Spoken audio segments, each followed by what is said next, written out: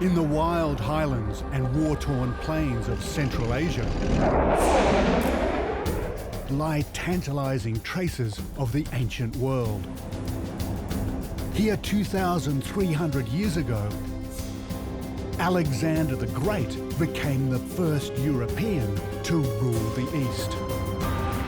In an epic campaign, the ancient Greeks crushed the Persian Empire. It was a turning point in human history.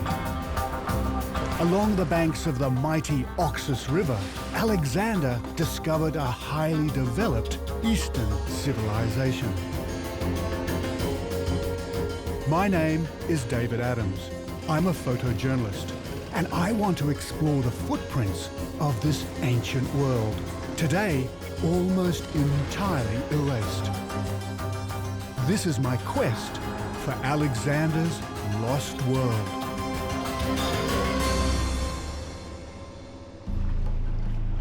Inspired by heroic tales of eastern lands, Alexander forged new frontiers for the ancient Greek Empire.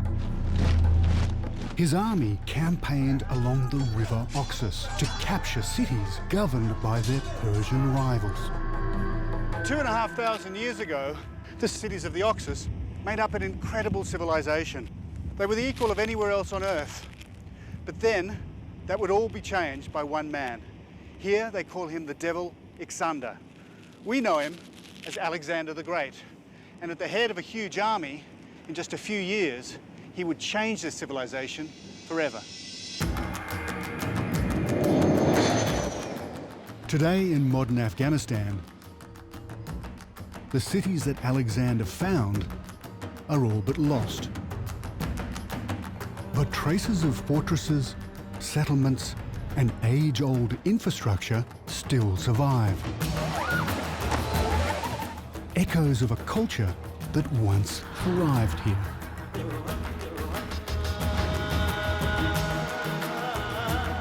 I want to find the fabled capital occupied by Alexander, the ancient city of Bactria.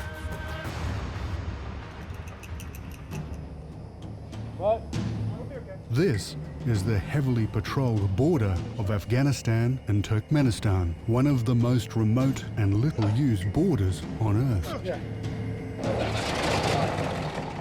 Getting permission to film here was never going to happen. So my cameraman Greg decides to accidentally leave his camera on.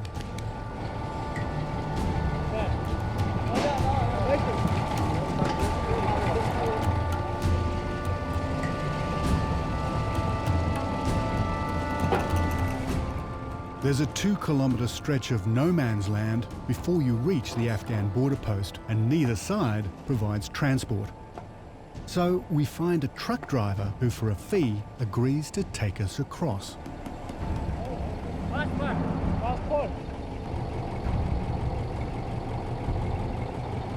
you very much.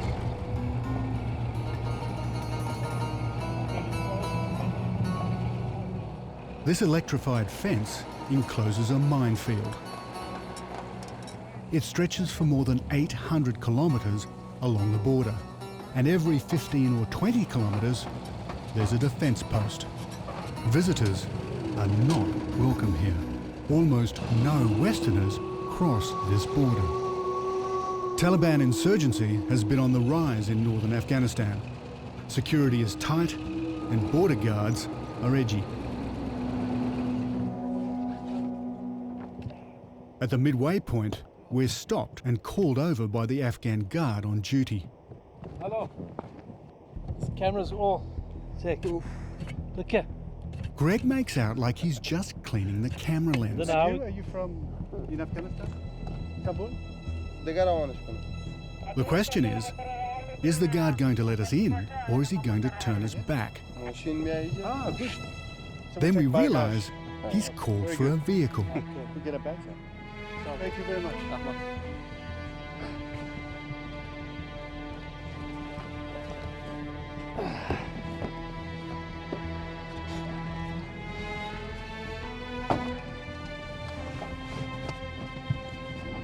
The The guard drives us out of no man's land to the Afghan border post. Documentary. We've reached the Afghan side, Just put it up there, Greg. but it's not over yet. The last step is to pass the customs check. That's the waterproof camera case. این مربوط به کامرا میشه که باران باشه کامرا رو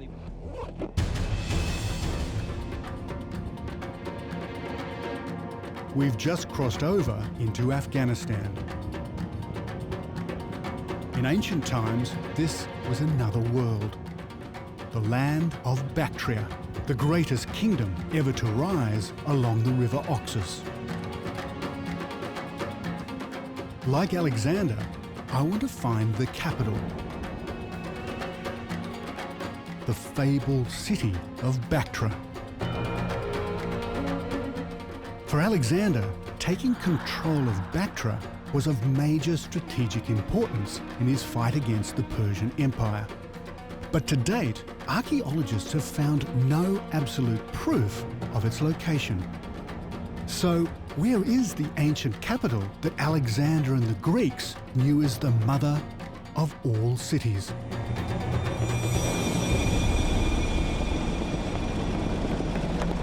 We're heading into the Afghan wilderness. Out here, roadblocks and hijackings are all too common. Ravaged by war, this region has been off limits for historians and archaeologists for decades.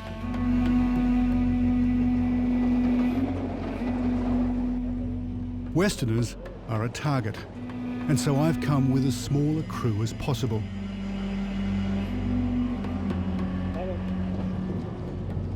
Our driver Habib and our guide Reza have spent the last few years dodging bullets, trying to document the ancient sites around here. We travel in daylight, at full speed, and don't stop for anything.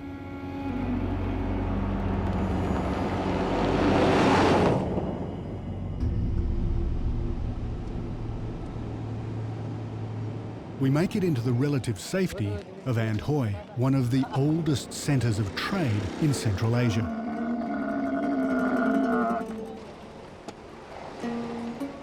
There's no tourism out here, but luckily Reza knows a bloke who owns a tea house, our sanctuary for the night.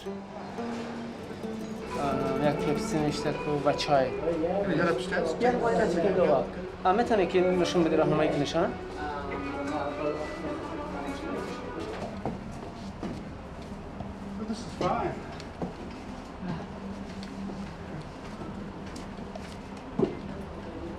I would almost say palatial. Yeah. That's great.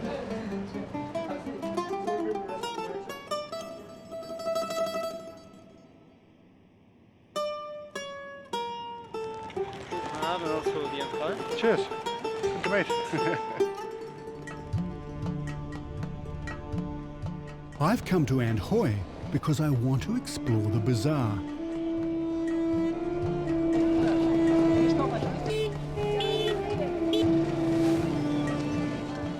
This part of Afghanistan has always been famous for trade in commodities like wool and lambskin, and today nothing's changed.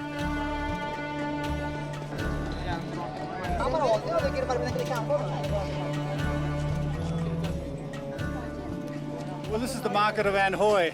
It's one of the most famous in the world because it's basically intact. It hasn't changed probably in thousands of years.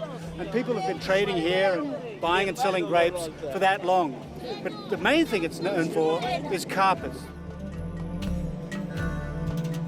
The Turkmen-style carpets made here are some of the finest in the world.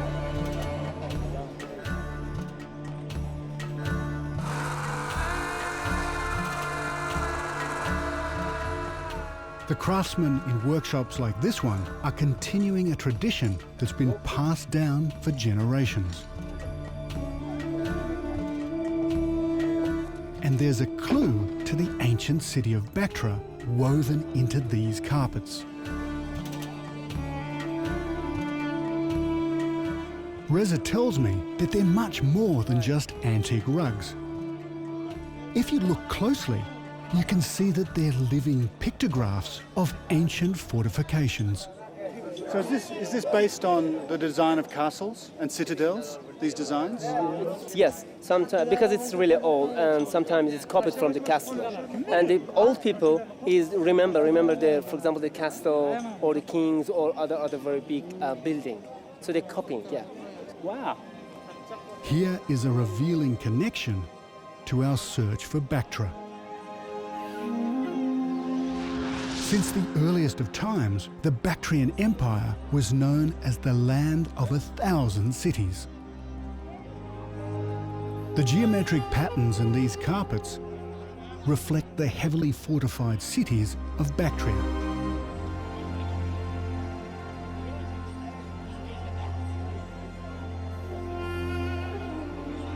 The trouble is, they're so stylized, it's hard to get a real indication of what one particular city actually looked like. That's lovely, huh? Look at that.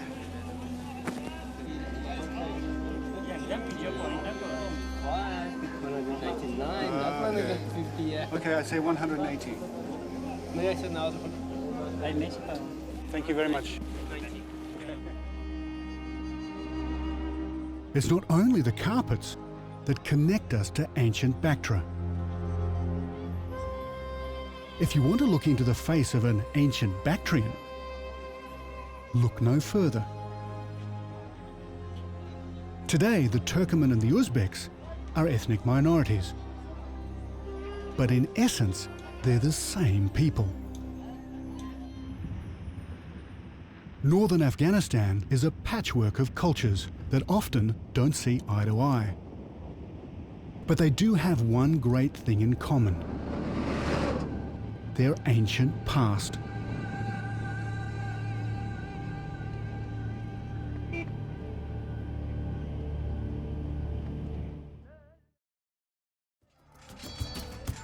I want to find out more about the defences Alexander came up against when he invaded this ancient realm.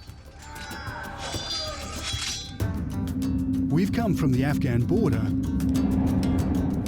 to Andhoy, and now we're heading for an archaeological site called Emesh Tepe, one of the great perimeter fortresses of Bactria. This has been frontier territory since ancient times. Even today, Emesh Tepe is a commanding vantage point in the arid borderlands between modern Afghanistan and Turkmenistan.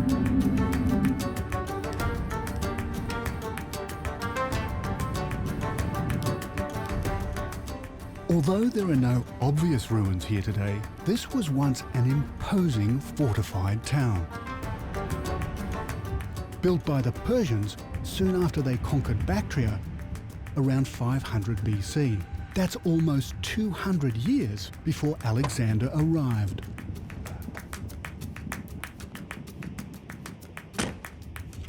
Well, I know this place looks a little bit like a football stadium after a sandstorm. So what we're going to do is try and bring it to life with a few tricks of photography and a little bit of computer work to show you what this was like about 2,500 years ago. It's not until you actually get down into it that you get an idea of its scale. Almost 2 kilometres in circumference. But what's extraordinary is because of their location, very few of these citadels have ever been explored.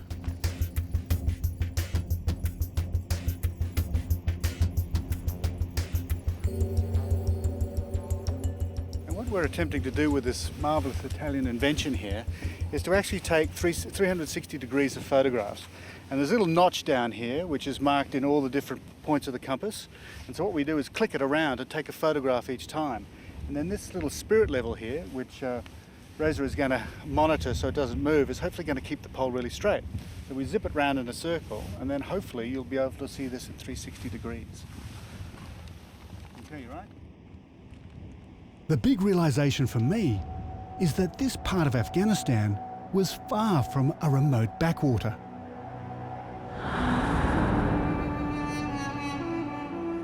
2,500 years ago, it was part of an advanced civilization, home to a community of thousands of Bactrians and Persians.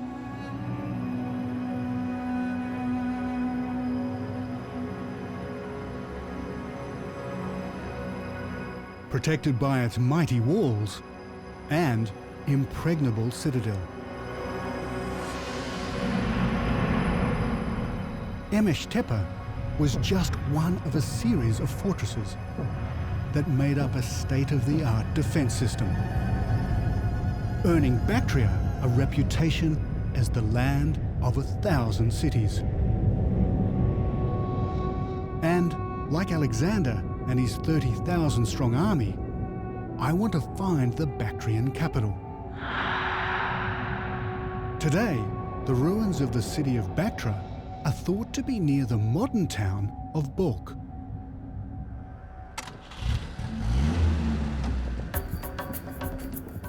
And that's a 5-hour drive away.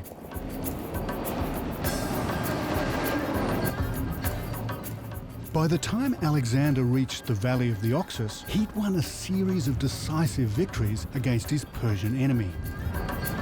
And instead of fighting Alexander, the local Bactrians submitted to his rule.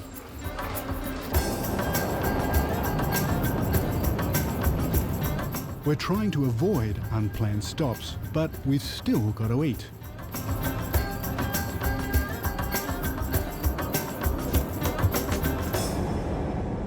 Habib has brought us to one of his favourite spots. Well, this is your typical chai-hana, or restaurant. And in the middle of the day, everybody stops and they come to these different places. They're all over the place. The ancient Greeks were renowned for their hospitality, a principle they called xenia. Here, Alexander would have found that just like Greece, it was usual for locals to take care of travellers, provide them with a place to sleep and enough food to eat. The food here is fantastic. You've got fresh onion and tomato. You've got lovely rice and meat, soups, and then fantastic Afghan bread, which is delicious hot. And it's a really nice environment all the time. So it's really the way to eat in Afghanistan.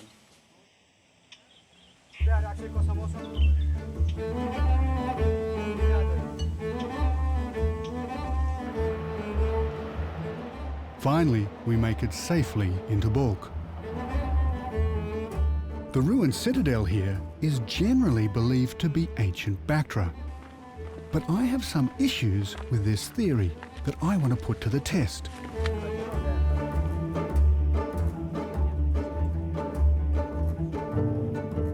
The size and grandeur of this place simply takes your breath away. Wow, that's enormous. Well, this is it. This is Balkh. And this huge cauldron here is the Bali Hisor, the high wall. And inside it, well, history unfolded. When Alexander's army marched into Bactria in 329 BC, it was already a great city. And it became his centre of operations in the battles to come. In almost every corner of this immense fortress, there's evidence of invasion. Well, I can't really be sure if this is a man or a woman, or indeed how old the skull is. But what it does illustrate is the amount of human remains all throughout Balkh. And the reason for that is that Balkh was sacked an unbelievable 800 times in its history. Balkh has been built up and wiped out so many times, we're walking across layer upon layer of human settlement. These walls are full of lots and lots of secrets. The problem is, people are looking for them all the time. They're treasure hunters and they're digging up this place. It's like a rabbit warren. They're looking for gold, they're looking for coins and rings to sell. As well as local looters, archaeologists have been digging up the past. But to date, none of the finds from this citadel can be traced back to the time of the Greeks or even the Persians.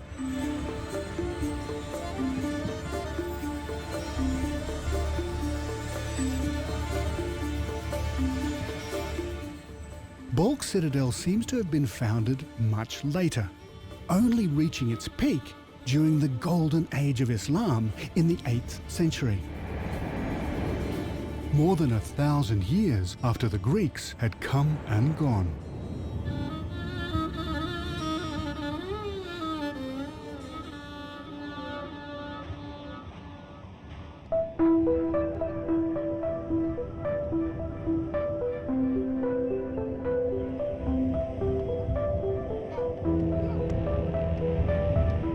I have doubts about whether the ruins of Balkh are really the remains of the Bactrian capital Alexander made his base camp.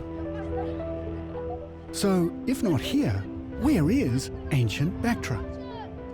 Tomorrow, I want to look for clues in the modern centre of Balkh.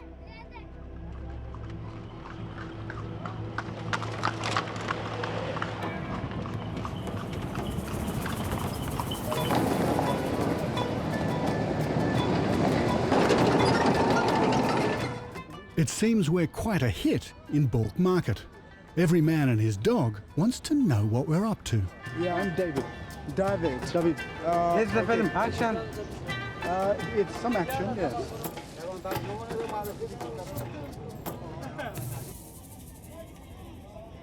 Well, according to all the histories, Balkh has been here for a very, very long time.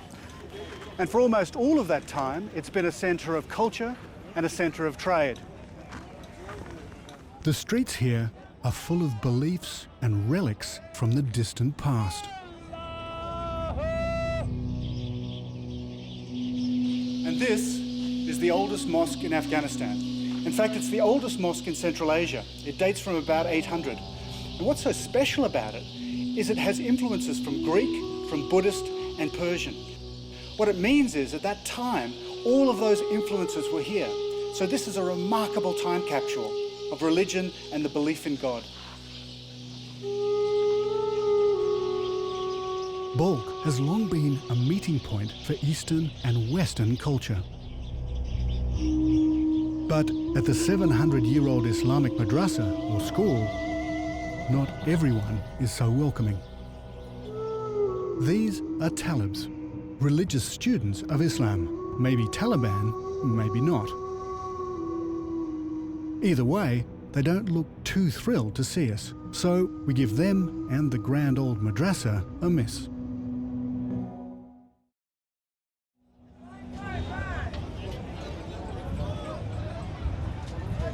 Since 2001 and the fall of the Taliban government, beards are no longer fashionable, and the barber business is booming. For Afghans today, the Taliban are just one in a long line of invaders. 30 years ago, it would have been a Russian officer submitting to the barber's razor. In the Middle Ages, it could have been an Arab or a Mongol soldier. And in 329 BC, the invader was Alexander the Great. Through the years, Afghanistan has been attacked, destroyed, and rebuilt by almost everyone. Like every town in this region, here in Balkh, history is for sale. Selling antiquities here is forbidden by law, but it's almost impossible to police. And Reza knows a guy who knows a guy that sometimes deals in antiques. What I'm looking for here is a clue to ancient Bactria at the time of the Greeks. Now these pieces are incredible. They're from lots of different periods. You've got really ancient icons like the griffin and the lion. It's just this little collection on this handkerchief is just a treasure trove. But this is a piece that doesn't quite fit. Does he have any idea where he found this, where it was from? مگه فکر میکنه از کجا پیدا کردن این خودتون از کجا یافتش؟ والله نرم بریم Daulatabad. Yes, he says from Daulatabad. I mean, the farmer came from Daulatabad, brought with him. This would be one of the rarest things you could find here. This is actually, it's bronze, and etched into it is a story, and it's probably a really, really ancient story, maybe ancient Persian, maybe even older. It's called a cylinder seal, and it's engraved with pictures that tell a story. So you basically roll this out. It can be into mud, so it can be left in the sun. And then there is the remains of what was an amazingly carved chapter of either a legend or somebody's life. Now you find these all over this part of the world, and they're very old. If this was found out at Zadian, was it? Yeah, north of Balk. That means it's probably something like 3,500 BC, so 5,500 years old. It could be. So if you ever see one of these in an antique shop, take it to a museum. Yeah. If the cylinder seal came from the north, in Zadian, it points to the existence of a far more ancient civilization somewhere out on the dried-up Bactria Delta, once a tributary of the Oxus River. Another clue is the vast network of ancient canals that lead north across the delta. Much of the system now lies empty and broken, but in ancient times, they watered more than twice as much land as today. So canals like this have been watering bulk for a very, very long time. And today, if you follow them around through the countryside, what they lead you to is life.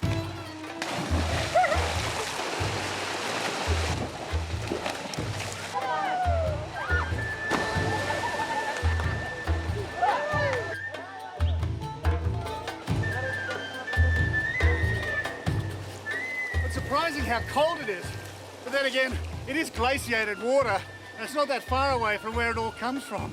And it's amazingly refreshing on a day like this. Irrigation here is everything. Without it, the land would rapidly become a desiccated dust bowl. If the ancient capital was located further north, on the Bactria River Delta, then these canals must have watered it. My hope is they just might lead us to our goal.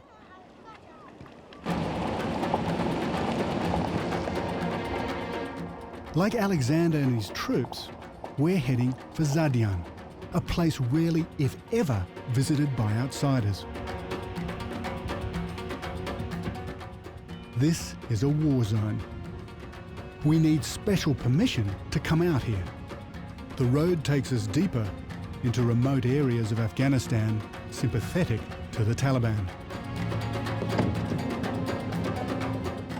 American and German armoured units do patrol the region, but patrols are sporadic.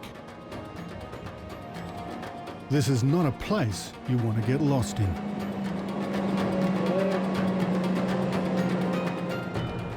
But Reza knows a Muslim cleric, or mullah, who told him of ancient ruins in the area.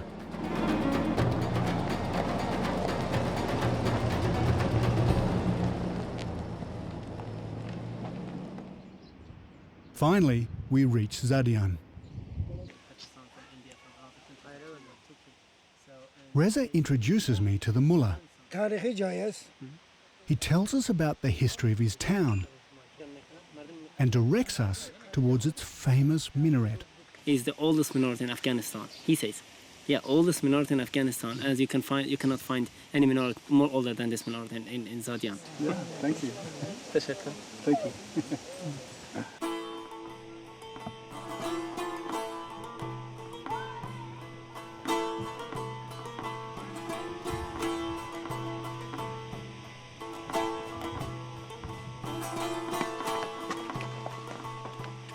We actually didn't come here to see this minaret, even though it's the oldest in Afghanistan. We've actually come here to use it as an observation tower to something much, much older. It was built in the 13th century, and to have such an old minaret meant that this place, at least during the early Islamic period, must have been an important centre.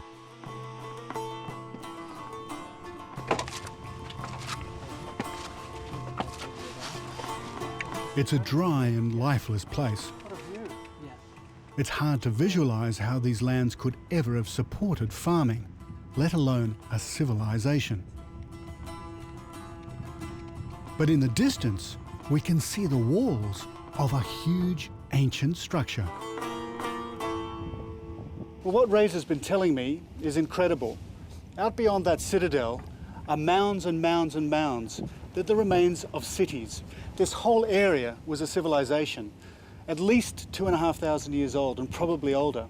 But what's really incredible is that no one has been out there and explored it properly. It's a civilization waiting to be discovered. Today this place is called Kafir Kala, Arabic for non-believers' castle. But when Alexander and his army pushed their way north, it would have been a thriving Bactrian community.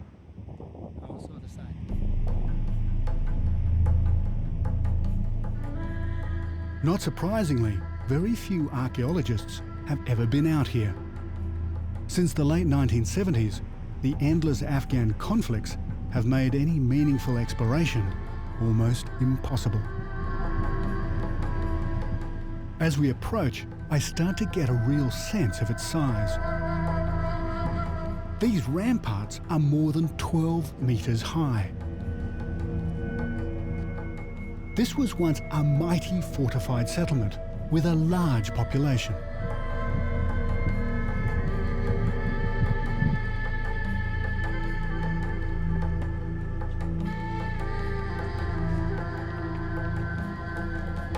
It's like a moonscape, isn't it?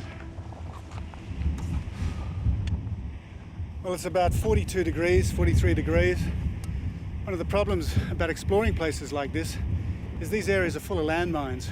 And unless you're traveling with someone like Reza, who actually knows where to walk here, you've got to be really, really careful and just follow the paths.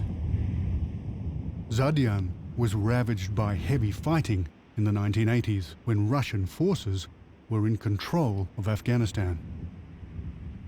This place became a stronghold of Afghan Mujahideen resistance. But as you can see, it's an incredible fortress. And amazing that only a few years ago, it was used by the Afghans as a fortress to fight the Russians. Let's go down.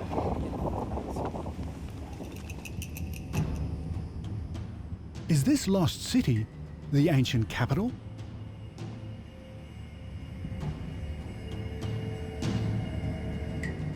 The massive defensive walls run through the desert for more than 100 kilometres.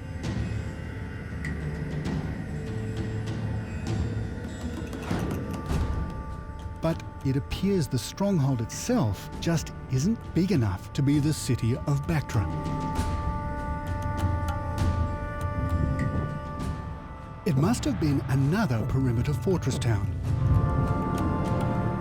Just like the fortress at Tepe, it would have been an important part of a defence system that spread for hundreds of kilometres across Bactria. But it's not what we've been looking for.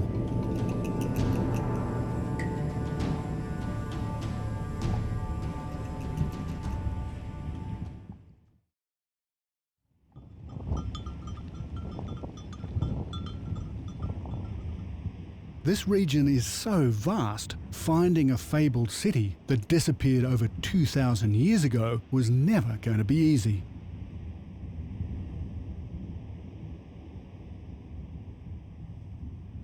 We begin the trek back to civilization deflated. It seems we've run out of options. But here in Afghanistan, news travels fast. A good mate of Reza's, named Mahbub, has heard that we're interested in ancient sites and asked to meet us. Salam alaikum. Mahbub John. Salam alaikum. It's the day before Navruz, the annual spring festival. And, like all Afghans, Mahboob's family are having a traditional open house. What a beautiful house. Navruz has been celebrated here every year for millennia, commemorated by Bactrians, Persians, and after Alexander's conquest, even the ancient Greeks. I understand about the festival. It's a very old festival. Mahboob's family are very much modern Afghans, keeping one eye on the present and the other on the traditions of the past. That looks fantastic. Wow. 2,000 years ago, our people, they had to have 7 fruit because 7 fruit represent a new life. And we try, Afghan people, to continue this tradition. Recently, Mahboob and his father were guides to a team of French archaeologists. So it's a very good place. They discovered a very special site deep in the mountains to the south. And he tells us that on the way to the French archaeological dig site, there's a mysterious system of tunnels that are yet to be deciphered. Could the city of Bactria be in the mountains? A place where, until recently, no one had even thought to look. We've come 230 kilometres from the Afghan border through the city of Balkh and all the way to Zadian. Up until now, we've been searching the lowlands of the Bactria Delta, close to where it once met the Oxus River. But the dig site lies to the south, in the rugged ranges known to Alexander the Great and the ancient Greeks as the Paropamisus. What's really exciting is that some ancient Greek reports say that Bactria lay at the foot of the Paropamisus.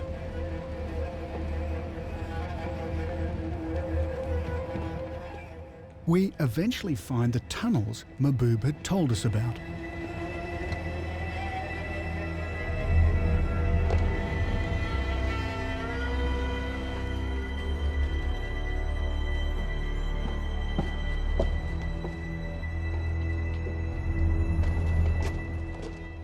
But then it hits me. These aren't tunnels at all. They're part of an ancient system of aqueducts and canals. Like veins beside an artery, they follow the Bactria River all the way up into the mountains. Well, this place is an incredible labyrinth. These tunnels brought water, probably thousands of years ago, down onto the plain where Bactria is today. But the sophistication of these tunnels is quite incredible. They're much more advanced than the canals that people are using today. It just shows you what that world was like. The only problem is these places are full of wasps and bees, and I don't like wasps and bees. Ugh! One right next to my head. When I mean sophisticated, just have a look at these. These are actually bricks, and they're kiln fired. If I put my water on them, you'll see their colour. Now this is a whole detailed, amazingly structured foundation for these canals. And who knows how old these bricks are, but they're very sophisticated. It's at least 15 or 20 kilometres that these canals would have run. To build them would have taken thousands of man-hours. I mean, this was quite a civilization.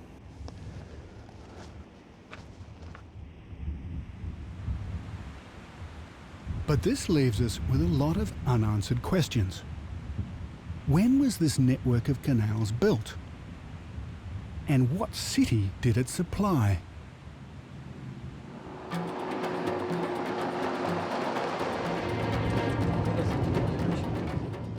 We're following the broken trail of ancient Bactrian canals, and they appear to lead all the way to the French dig site. It's another 15 kilometres deeper into the mountains, along the Shulgara Valley.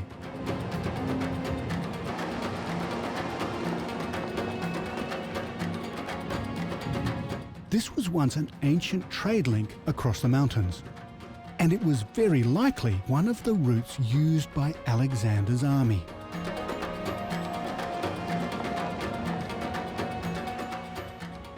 were now well outside the zone regularly patrolled by coalition armoured units. The Taliban destroyed a convoy just a few kilometres south of here. And as luck would have it, it's exactly where the dig site's been located. This place is called Sheshmi Shafa, which means the healing spring. And it's a really, really old place. People have been living here for more than 20,000 years. So what's really incredible is that French archaeologists actually found a whole city temple complex here. It ranges right across the plain and then up into these mountains. They think it's the largest in Central Asia.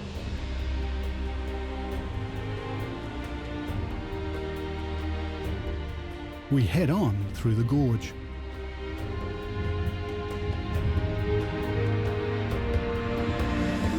On the far side, the valley opens up into a wide and fertile wetland.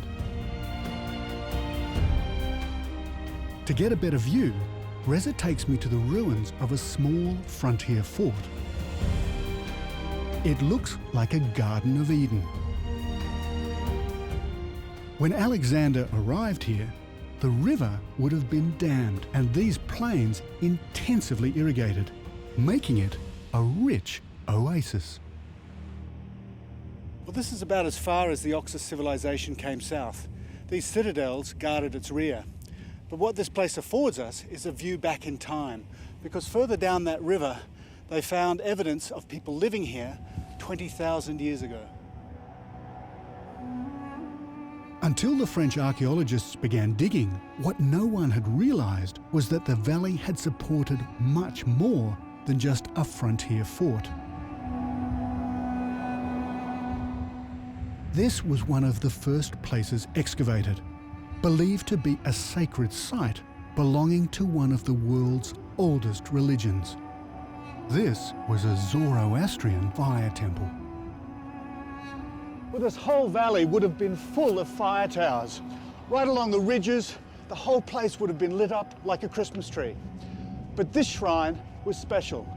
This is the main Zoroastrian site for the whole valley.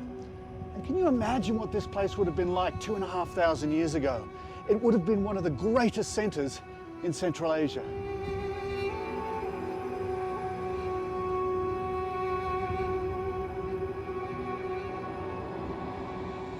On top of this altar would have burnt the eternal flame. Zoroastrians believe that fire represents the light of their one God.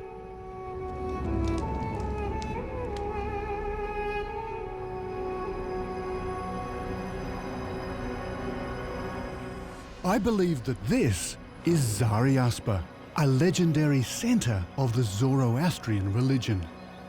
A religion that connected a succession of empires and millions of people all over the Near and Far East. This extraordinary city temple complex would have been a place of pilgrimage for hundreds of years, long before Alexander's time. If this is Zari-Aspa, it will amount to one of the greatest discoveries in recent archaeology. And I think that there are signs in this valley of an even greater prize. Sometimes something is so large that it remains hidden in plain sight. Down beside the river is what appears to be the foundations of an enormous fortified city. Many of the Greek reports in the time of Alexander describe Zari-Aspa as a twin city. And its twin was ancient Bactria. They tell us that the two cities lay at the foot of the Parapamesus Mountains, and the Bactria River flowed past their walls. This place matches those accounts perfectly. I believe the cities the Greeks were describing are both right here. Not only is Zari-Aspa in this valley, but also ancient Bactria.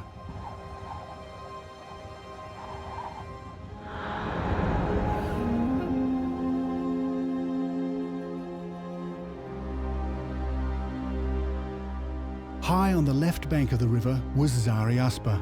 On the right bank was the city of Bactria. It would have been a mass of palaces, urban dwellings, and wide avenues. Easily comparable to the sophisticated cities of ancient Greece. Bactria was immense, home to tens of thousands of Bactrians and Persians. When Alexander arrived, it must have been a wondrous sight. This is truly a revelation.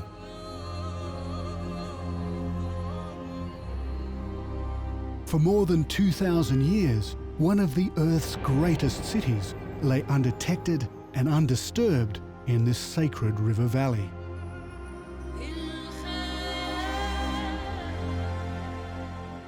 Discovering ancient Bactria is like finding the lost city of Atlantis.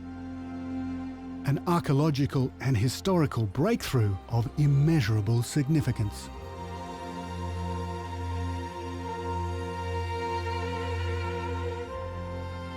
Here lies the extraordinary capital of the Oxus civilization, the mother of all cities.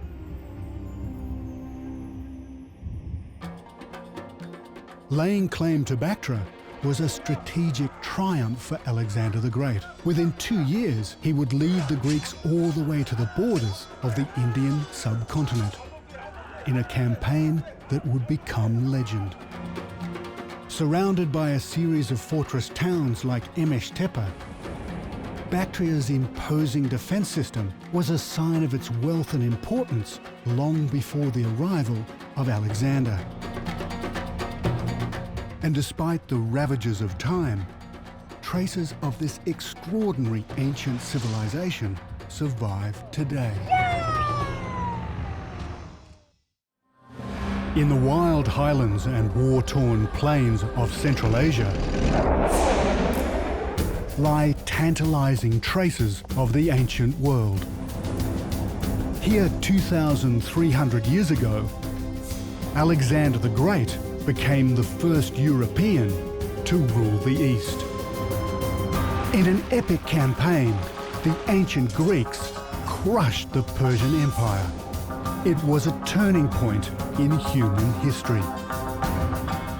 Along the banks of the mighty Oxus River, Alexander discovered a highly developed Eastern civilization.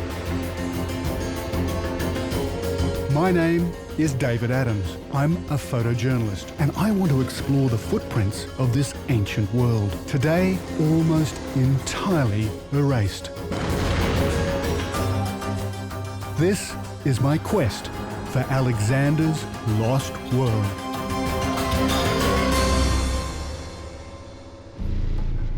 On his extraordinary 3-year-long Central Asian campaign, Alexander's army scaled the mountain passes of the Hindu Kush and crossed the mighty river Oxus, pushing the frontiers of his new empire deep into Persian territory. In Bactria and Sogdia, Alexander found highly advanced cities and religious centers. Defended by a host of volatile local tribes that vastly outnumbered the invading Greeks. For 2 years, Alexander fought a series of running battles. Almost 120,000 people died. Now for me, how could he have possibly built any cities while he was fighting these guys? As he traveled, Alexander is said to have built a great network of Greek cities. But is this the real story? I'm going in search of the ancient culture he conquered and the lost city that bears his name, Alexandria on the Oxus.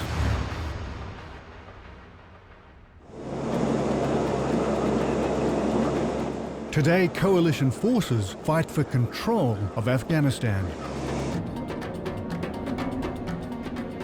But over 2,300 years ago, it was Alexander the Great who attempted to conquer this challenging land. I've hitched a round trip on a troop transport to get a view of the lands Alexander fought over.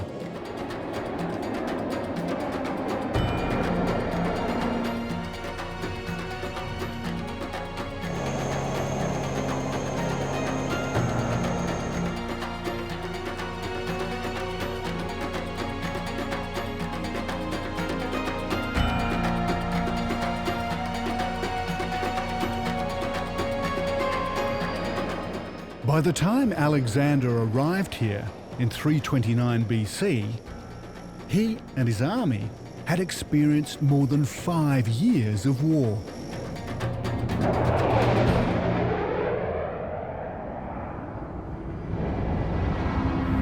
In a series of great battles, he'd clashed with his Persian rival, fighting his way 4,000 kilometers across the earth, from Greece in the west to the borders of India in the east. Now emperor of half the known world, he'd achieved more than any conqueror before him. Alexander's army defeated the forces of his mortal enemy, Darius III, but victory wasn't sweet. Before he could capture the Persian king and force him to surrender the throne, Darius was murdered. The assassin was Bessus, the Bactrian governor. Now Bessus claimed Darius's title for himself. Relentlessly, Alexander pursued the usurper, right into the heart of the ancient land of Bactria, modern-day Afghanistan, a place that is still a war zone today. Well, this is ISAF headquarters for all of northern Afghanistan. And here there are 16 nations here to provide security for reconstruction and development here. But what's incredible is that their experience is actually similar to Alexander the Great.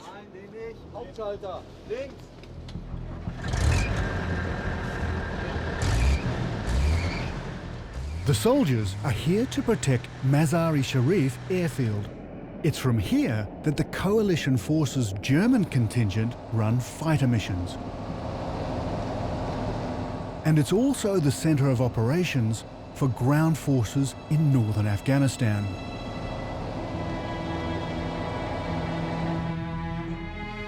We head out of the base into the blue box, the immediate patrol area around the airfield.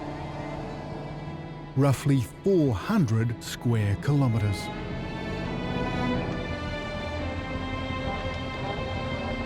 Thanks. For this German armoured battalion, living on a knife edge is routine. The danger of ambush or IEDs, improvised explosive devices, is ever present.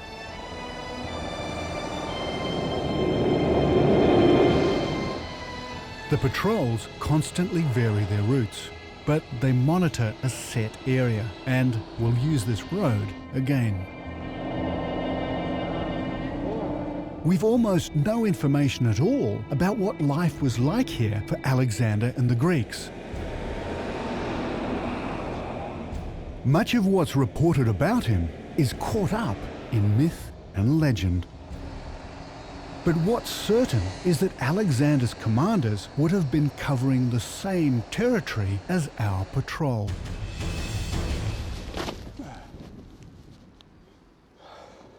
So these guys are just setting a cordon around this area, make sure that there's no threat, and then they'll stay here for a few minutes and to see if everything's okay. We're about 3 or 4 Ks up into the mountains away from the base, not quite to the extent of the blue box that they call it, their patrol area, but we're definitely in country that could be a problem.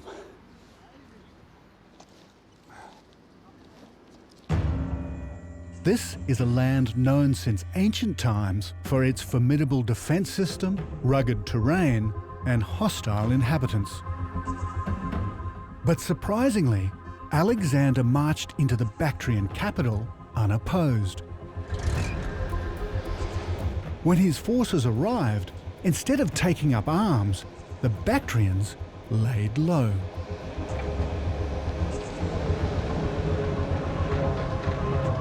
Alexander was not conducting an out-and-out war. He was on a manhunt.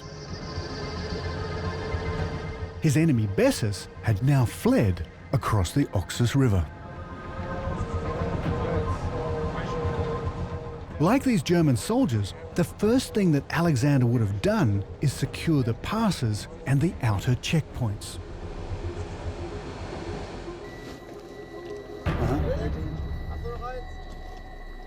So how soon before you arrive are they informed that you're coming, or that they expect you? No, I don't think so. So it's just So, surprise. good. This mountain pass is just as good a site for an ambush today as it was in the time of the ancient Greeks. Over 2,300 years after Alexander's army marched through here, the Germans are taking the same military precautions.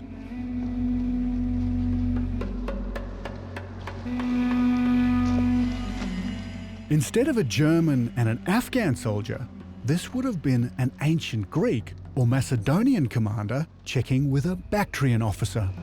Salam alaikum. Salam.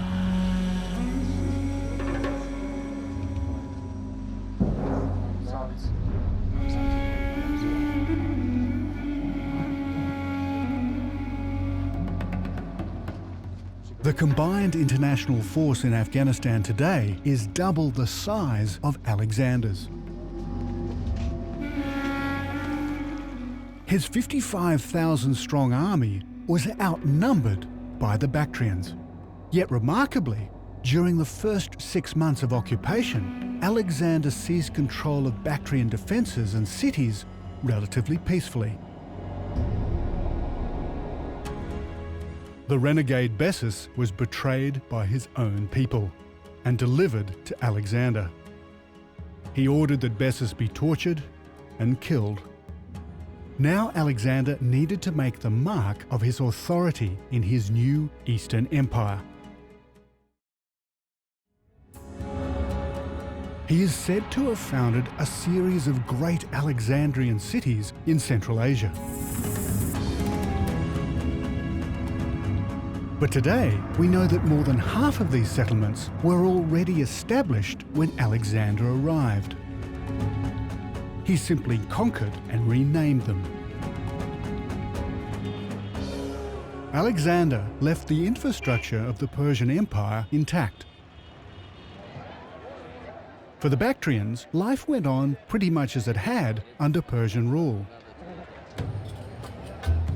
To explore what it would have been like for Alexander to rule here, I've come to the city centre of Mazar-i-Sharif, a place where old customs die hard.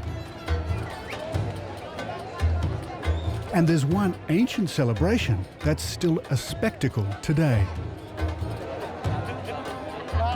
Navroz is the local New Year festival. As the newly self-appointed emperor of Greater Persia, Alexander and his generals would almost certainly have presided over this, the most important event in the ancient calendar. This is a ceremony known as the Janda Borlaw, the banner raising. It's rooted in ancient Bactrian, Indian and Persian New Year cults. Today, it's an Islamic ritual. The belief is that the banners at the top of the pole have the healing powers of Ali, Muhammad's cousin and son-in-law. When Alexander was here over 2 millennia ago, kings of all the nations of the Persian Empire brought gifts to honor their emperor. Today, instead of Alexander, it's the local governor. Only leading dignitaries gain entry to the inner sanctum. Everyone else has to find whatever vantage point they can.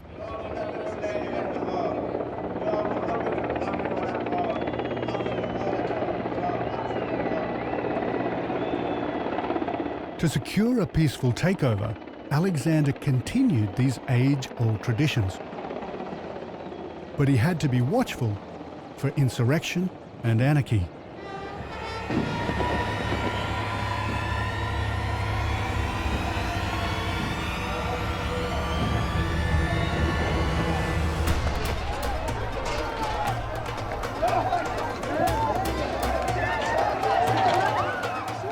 Locals believe that if you grab a piece of material, you'll gain some of its power. It's said that the first to touch it will be cured of wounds and disease, even blindness.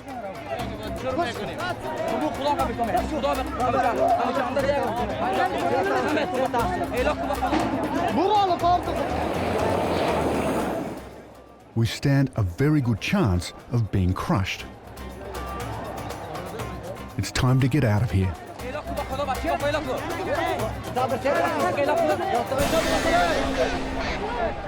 We are at the gate.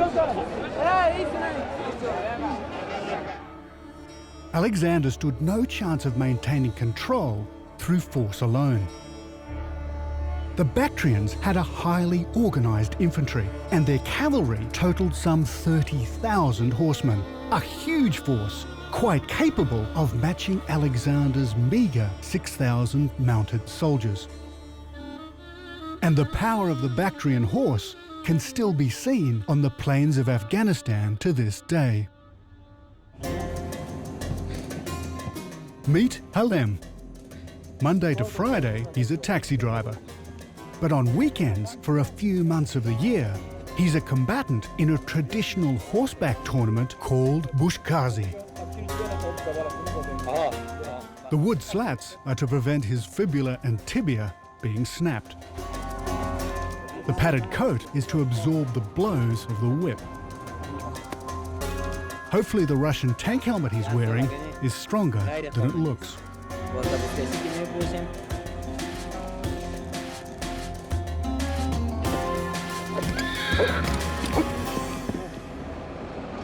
The Bushkazi matches held during Navroz are the most prestigious of the year. This is the greatest game of all. So important, it's like the Afghan Super Bowl.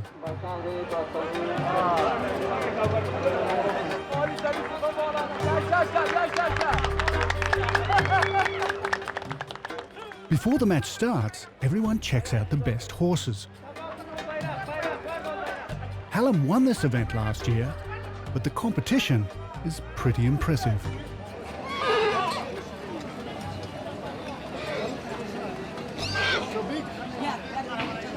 Have you ever seen a horse as big as this?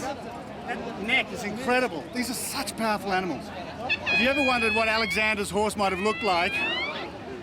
That's it. Probably black, I think, but that's about the size he would have been riding, they think. Fantastic. Today, it's the generals and the governor who preside over the game. But during his rule, Alexander would have sat here. We're told he fitted right in, adopting Persian dress and protocol. A brilliant horseman himself, Alexander may even have joined in games of strength and skill like Bushkazi.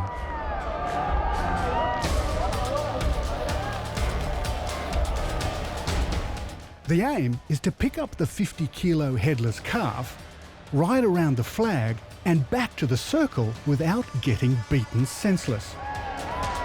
Originally, it would have been played with the body of an enemy. This is an echo of the ancient past, the closest thing we will ever see to a real battle from the 4th century BC.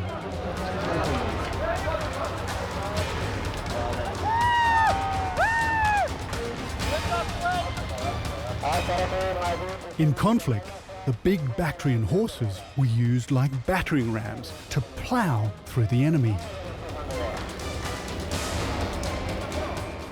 It would have been a ferocious slaughter. Today, deaths are rare. It's usually just bloodied faces and broken bones.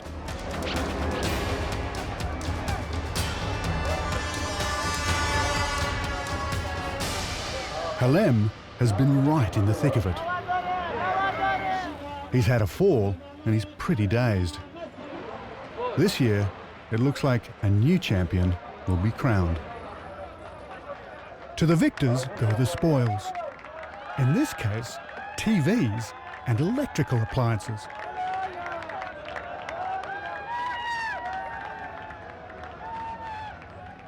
It wasn't only superior numbers in battle that Alexander had to worry about. It was the hostile environment. Leaving a small force to garrison Bactria in the spring of 329 BC, Alexander and the bulk of his army prepared to move on. From the city of Mazar-i-Sharif, we're travelling across 75 kilometres of desert to the banks of the Oxus, the vast and tempestuous waterway that has shaped this ancient land. Today, it marks the northernmost edge of Afghanistan. Alexander had to cross the river to penetrate north into the ancient region of Sogdia, modern Uzbekistan and Tajikistan, to secure the borders of his new empire against attack by nomadic tribes. Alexander's biographers tell us that his army, crossing the desert without food or water, lost more men than in any battle. Sandstorms out here are legendary, and simply finding the crossing without good guides may have made the difference between life and death.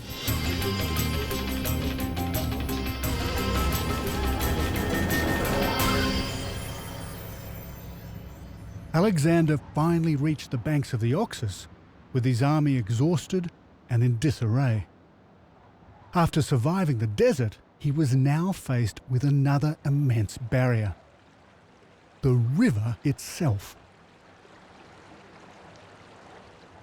I want to find out what it was like to cross the Oxus in the same way Alexander did.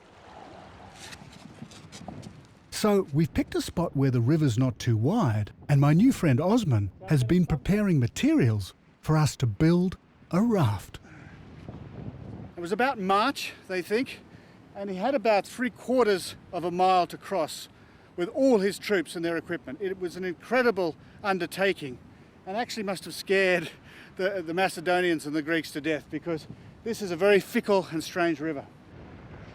So what we're going to do is build a traditional raft in the way it was described in the descriptions about Alexander. Now, what they did is actually use goat skin, just like this. It's pretty manky. This is actually salted. And what they did was turn them inside out, like that, and then sew them together and then stuff them with straw. Now, these are just from the local market, and they've been cut and butchered. When they saw Alexander's forces preparing to cross the river, the local tribesmen left their homes and farms and began to retreat inland. But not before they wiped out all their resources to make it harder for Alexander and his army to follow them. Well, today they're actually burning this stuff off to get new growth to come out. But in Alexander's time, they would have burned it because they didn't want him to get it. They actually burnt everything. They burnt their houses, they burnt their grain, they burnt the fields, hoping to starve them out. But Alexander's men would have been familiar with these tactics, and they were not about to starve.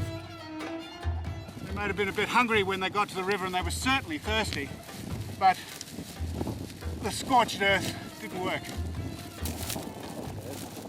That's good. Let's see how heavy it is. Ah, beautiful. Let's have a look.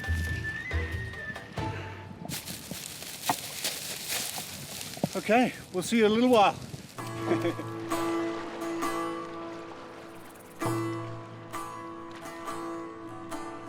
See you later, thanks.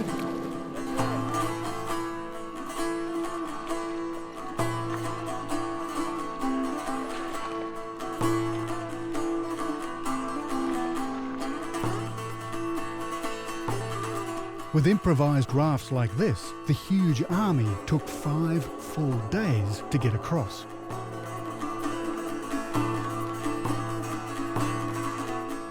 Then as now, the river is travelling at a heck of a rate. For every 500 metres I paddle across, I'm being carried roughly 3 kilometres, that's nearly 2 miles, downstream.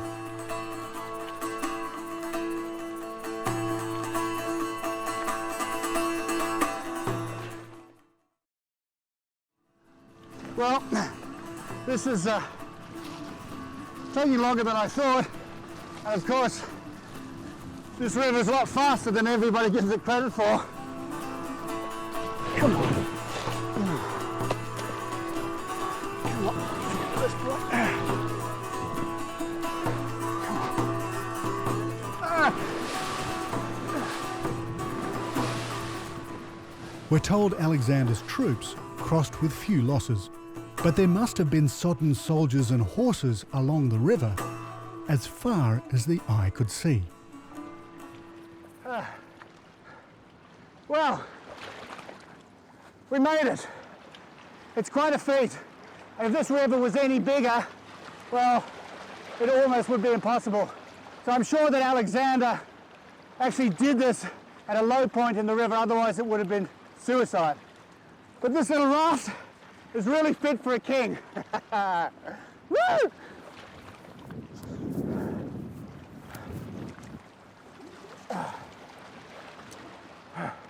Now, the problem is, I've got to get back. Alexander's army spent almost 3 years fighting to maintain their foothold, both north and south of the Oxus, in the kingdoms of Bactria and Sogdian. As he travelled, Alexander is reputed to have built a series of great cities. But how could he have managed to build cities at the same time as fighting both the elements and local tribes? A network of great Alexandrian cities is a nice idea, but I don't think it's true. When Alexander became Emperor of the East, these lands already had their own cities. I believe Alexander renamed them and little else. There's only one place we know for sure was built by Alexander, but historians believe all he constructed here was a simple fort. The rest of Alexander's cities have never been found. It's said that built on the banks of the river was the most alluring city of all, Alexandria on the Oxus. If I can find a trace of this ancient metropolis, it would mean there is some truth behind the legend of Alexander's cities in Central Asia. The first place I want to check out is an ancient site in Uzbekistan on the northern bank of the Oxus. It's likely to have been a place Alexander seized from the local Sogdian tribes. Well, we're not actually sure where Alexander crossed the Oxus, because there's 3 or 4 crossing points all along here. But once he would have massed his troops together and crossed the river flats, he would have come up against the first Sogdian defences. Now this is Camp Tepe. Now what we're not sure of is whether it was just a fortress or whether it was a great city. And to find out, we're going to go and meet one of Uzbekistan's most eminent archaeologists.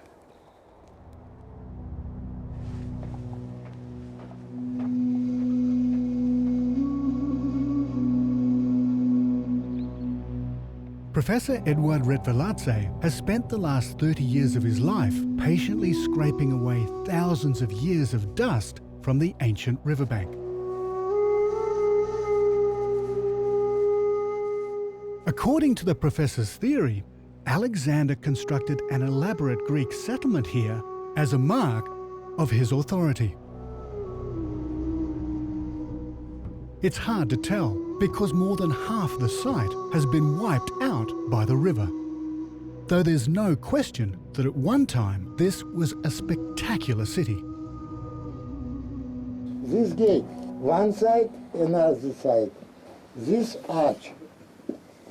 And then this was the citadel and the palace. Yes, Yeah. maybe. Maybe palace. Maybe palace. Okay. Place, in this place.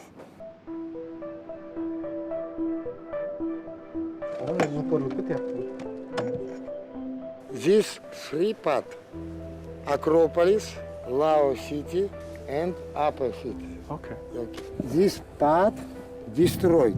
This is destroyed by Amudarya. Yes. By yes. Oxus. Oxus. This Oxus destroyed. This place destroyed. Takes everything. Yes. So you think this is Alexandria on the Oxus? Alexandria Oxiana, yes. Alexander Oxus.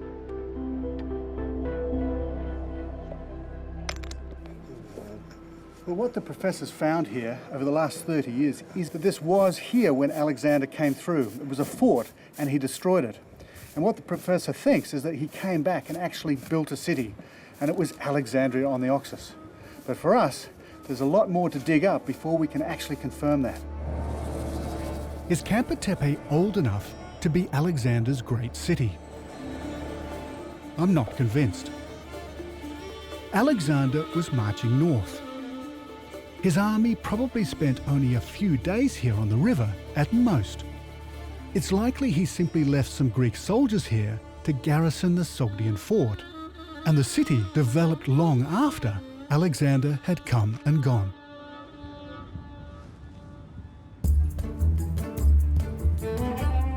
I want to explore what remains of ancient Sogdian culture today.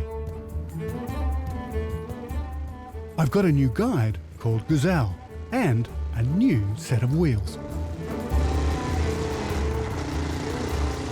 There's no better way to explore Central Asia than on a cantankerous piece of Soviet engineering like a 1973 Ural 650.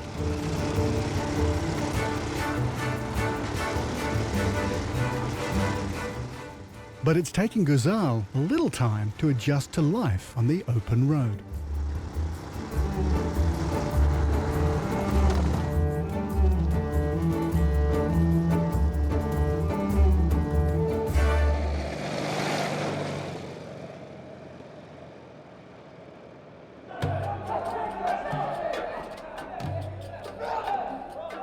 These locals trace their ancestry back to the Sogdian warriors that challenged Alexander over 2,000 years ago.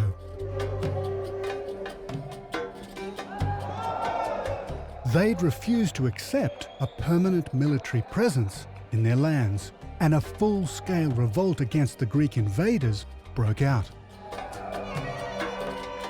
To get an idea of what Alexander came up against, I've come to see an ancient martial art called Kurash. This style of combat is said to be more than 3,500 years old.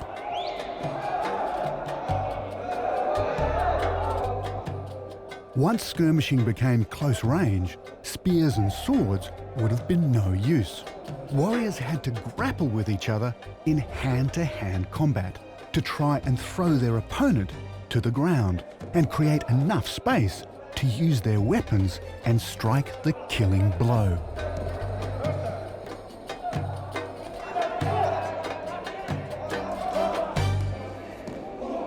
These young guys have incredible skills, but can you imagine what an army of their fathers would have been like? Well, that's what Alexander came up against, and for 2 years he fought a series of running battles.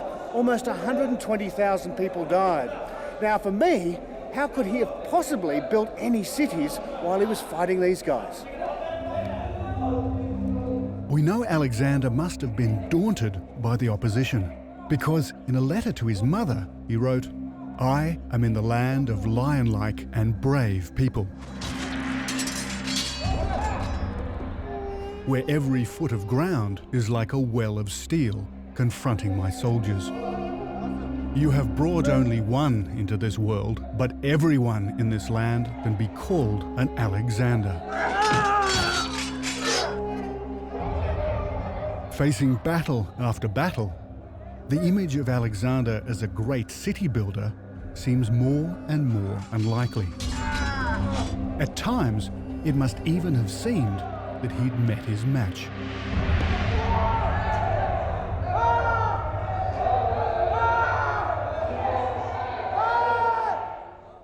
But Alexander found another way to win the battle.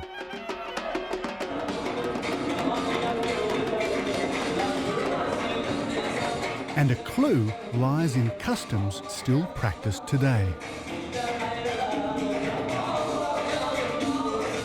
Some friends of Guzal's have invited us to a party to celebrate Hatna Kilish, the coming-of-age ceremony of their youngest boy. Instead of the young man, it's the dancing girl that seems to be attracting all the attention.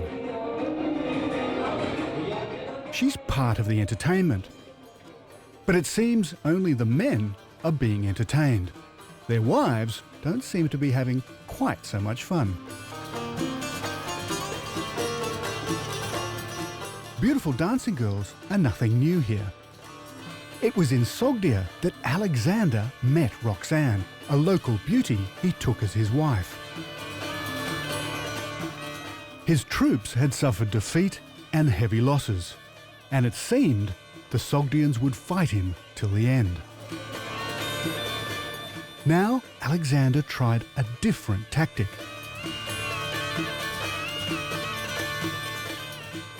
By marrying Sogdian nobility, he hoped to win their loyalty and a lasting peace.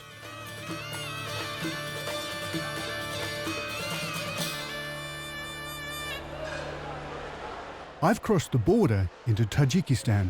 Here the story of Alexander and Roxana's romance remains deeply woven into the cultural fabric to this day. And it's easy to imagine that ancient Sogdia was once as rich and colourful as this marketplace. And if you're wondering what the Sogdians were really like, well, all you have to do is just have a look around. They're everywhere. Despite the civilizations and the different invasions, they've remained. And if you look really hard and long enough, well, you just might find Roxana. Okay? Спасибо. I think Roxana's story might be the key to finding Alexandria on the Oxus.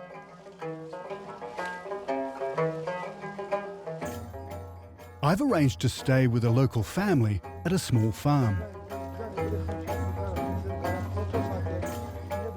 Then as now, farming was the main occupation. They still pick cotton, just as Roxana's clanswomen would have done. Before their journey east, the Greeks had never seen cotton. Alexander described it as vegetable wool. His troops stuffed it in their saddlebags and carried it home to Greece, introducing cotton to Europe for the first time. Beside the cotton plants, the Oxus River Valley would have been lined with vineyards and irrigated fields planted with vegetables and grains. Here they still make food the traditional way, and they're intensely proud of their heritage.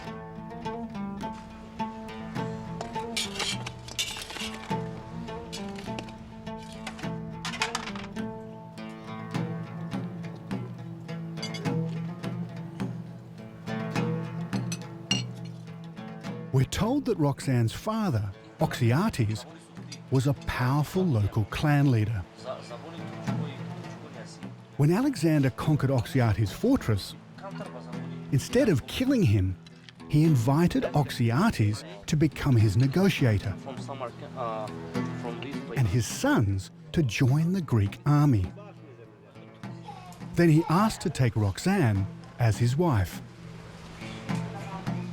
I believe Alexander's marriage was part of a carefully calculated political alliance with the unruly Sogdians.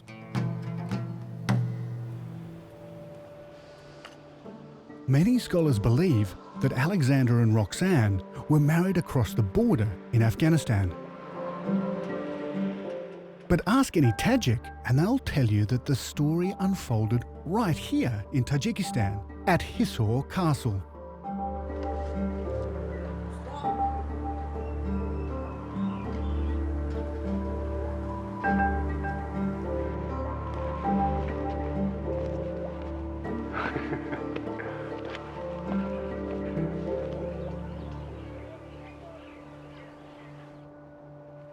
Well, this marvellous citadel is actually completely man-made. It must be 300 or 400 feet up here, but it's the last northerly extension of the Bactrian Empire. It's about 80 kilometres north of the Oxus, and this is about as far as they spread. And this is where Alexander came as well. He conquered this place, and even when he got here, this was an amazing citadel, a really developed civilization. They don't know how old it is. It could be 3,500, 4,000 years old. But what's also exciting is that he may have met Roxana here, which makes it a pretty special place. So special, in fact, that every weekend, Tajik newlyweds come here to be enriched by the romance of Roxana and Alexander.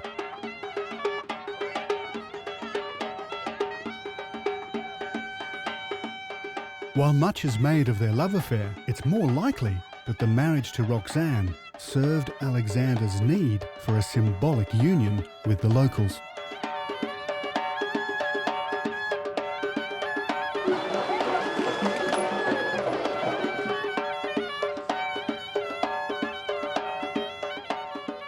With Roxana by his side, he took on the role of kinsman instead of conqueror.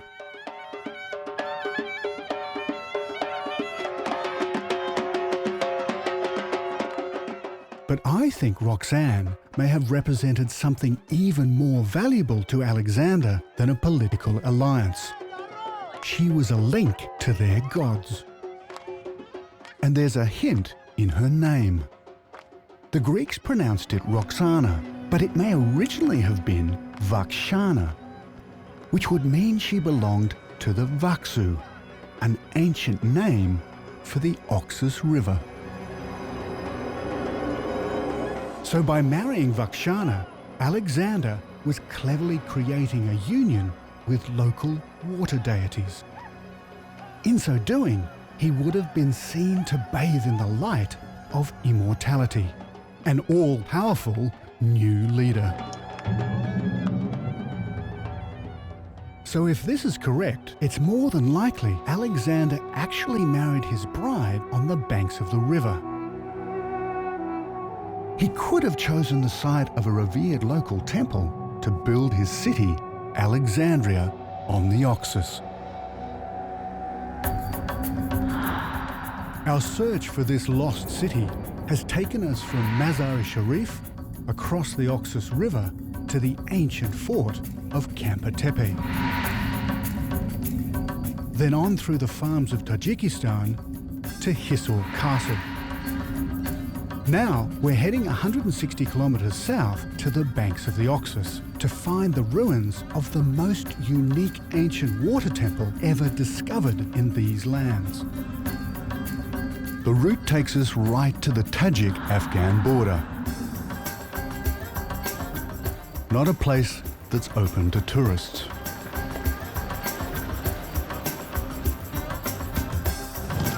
They don't allow many people to the country. You need a special permit. Yeah. We've been given access on the condition that the army is with us every step of the way.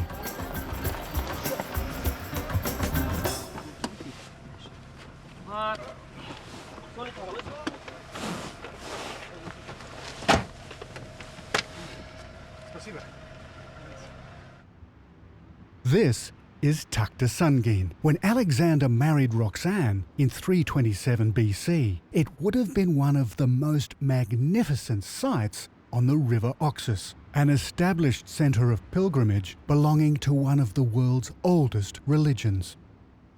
So this is what they call the temple on the Oxus. And it's a very, very difficult place to get to. As you can see, we're right on the river. And on the Tajik side, this is a very, very secure border and it's guarded all the time. Now this was only excavated about 6 or 7 years ago, first by the Japanese. Before then, it was untouched. But it's an incredibly important site because it goes back before Alexander the Great, or at least that's what they think now. So it's at least 500 BC. And what it gives us is an idea that these societies and this civilization was actually incredibly rich before the Greeks came.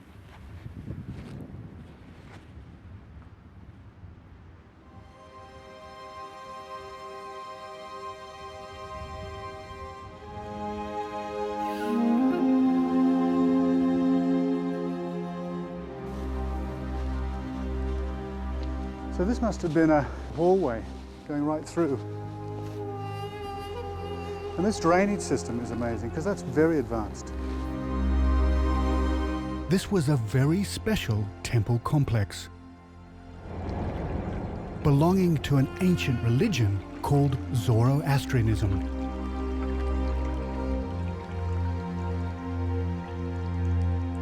Zoroastrians worshipped a universal creator.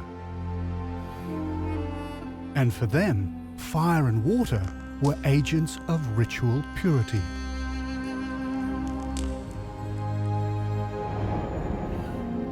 In ancient times, it's likely ceremonies took place in the sacred waters of the Oxus. As Alexander's army conquered this land, most towns were abandoned or destroyed. But Tuktasuнгin was left largely intact. Why would Alexander have spared it? Perhaps because it was dedicated to the same sacred river as his bride-to-be, Roxana. It may even have been the auspicious setting for his imperial wedding. So could this be Alexandria on the Oxus? It was a thriving riverside settlement, and some of the artifacts discovered here are Greek in origin. Tuktasuнгin appears to have been used by locals and Greeks long after Alexander's conquest.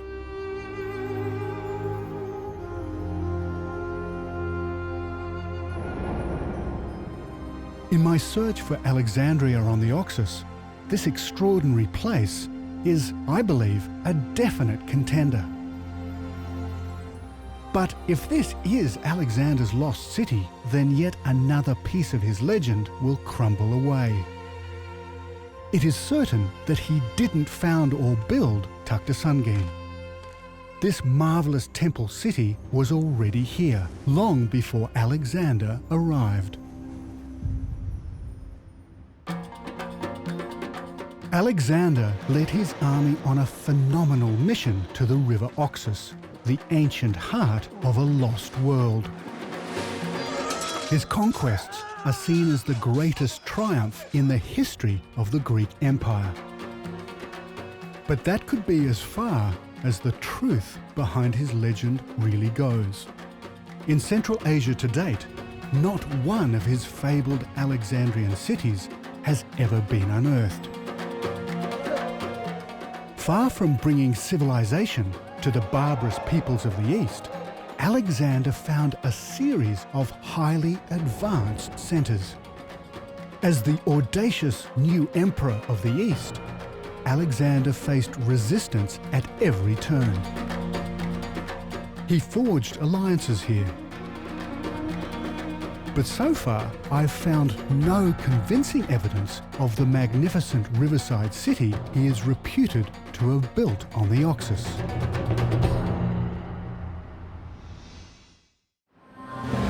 In the wild highlands and war-torn plains of Central Asia lie tantalizing traces of the ancient world. Here 2,300 years ago, Alexander the Great became the first European to rule the East. In an epic campaign, the ancient Greeks crushed the Persian Empire. It was a turning point in human history. Along the banks of the mighty Oxus River, Alexander discovered a highly developed Eastern civilization. My name is David Adams. I'm a photojournalist, and I want to explore the footprints of this ancient world. Today, almost entirely erased. This is my quest for Alexander's lost world.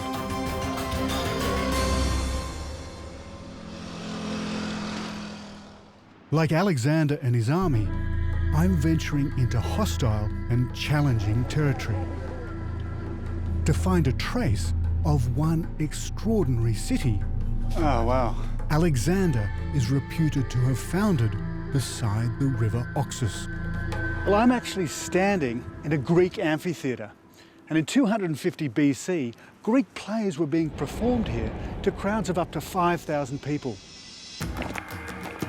I'm going to explore a series of ruins that may hold the key, both to Alexander's lost city and to an astonishing civilization that flowered here thousands of years before the Greeks arrived. This is the story of how the Greeks built a dazzling eastern capital in a remote corner of Afghanistan, the city of Lady Moon. Alexander the Great is the iconic hero of ancient Greece. In a series of victories, Alexander crushed his Persian enemy, Darius III, and claimed for himself the title of Emperor of the East. But Alexander's conquest in Central Asia may not have been all it appears. I want to separate the fact from the fiction. As Alexander pushed his way deeper into Persian territory, he came up against intense resistance. In the kingdoms of Bactria and Sogdian, local tribes fought his army in pitched battles every step of the way. It took all the Greeks' resources just to garrison the territory they'd claimed.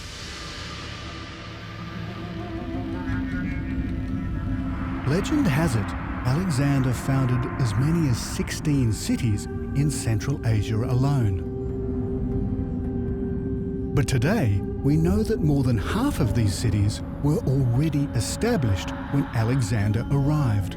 Settlements Alexander renamed, and little else. There's only one place we know for sure was built by Alexander.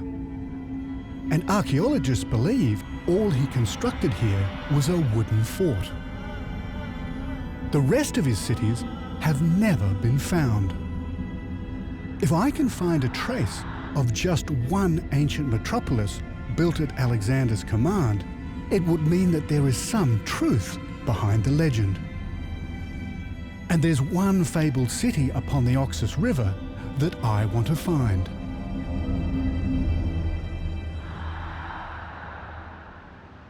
I'm following the tracks of Alexander into Afghanistan. Today, this region is a desert, covered with rutted sand tracks that lead everywhere and nowhere. I've met up with my driver Habib and our guide Reza. We're searching for one of Alexander's river crossing points, but we're already lost. Here we are, Stan.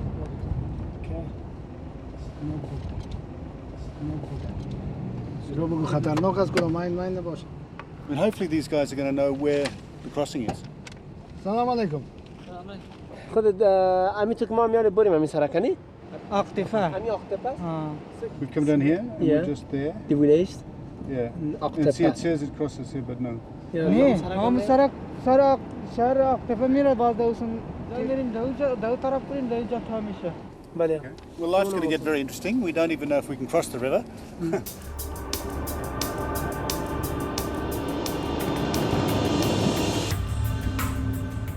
We're heading west to find the ancient ruin of Kazar. It sits upon the confluence of the Oxus and its largest tributary, the Kunduz River.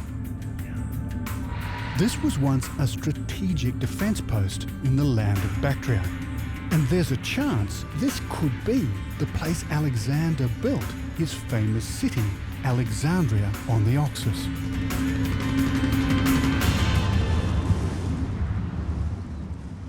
These desert lands are totally unpredictable, and a sandstorm is fast approaching.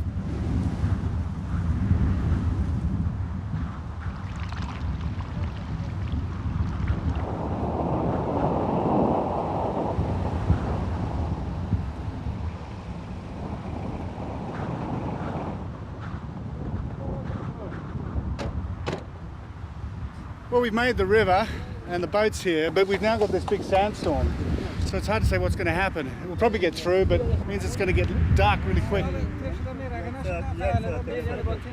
The ruins of Kazar lie out on the edge of this delta, and it hasn't been explored by outsiders for decades. Nowadays, this is a Taliban problem area, and the crossing is guarded by local police. But our immediate problem isn't the Taliban, it's getting across.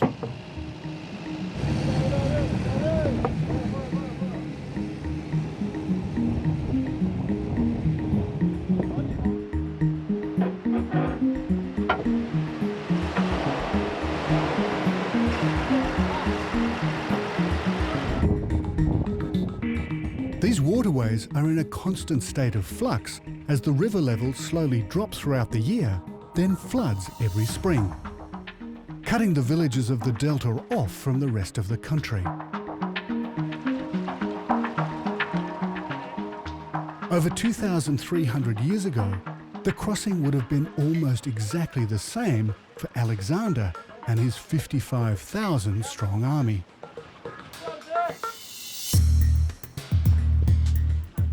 On their 3-year-long campaign through Central Asia, they braved this harsh, constantly changing environment and hostile tribes.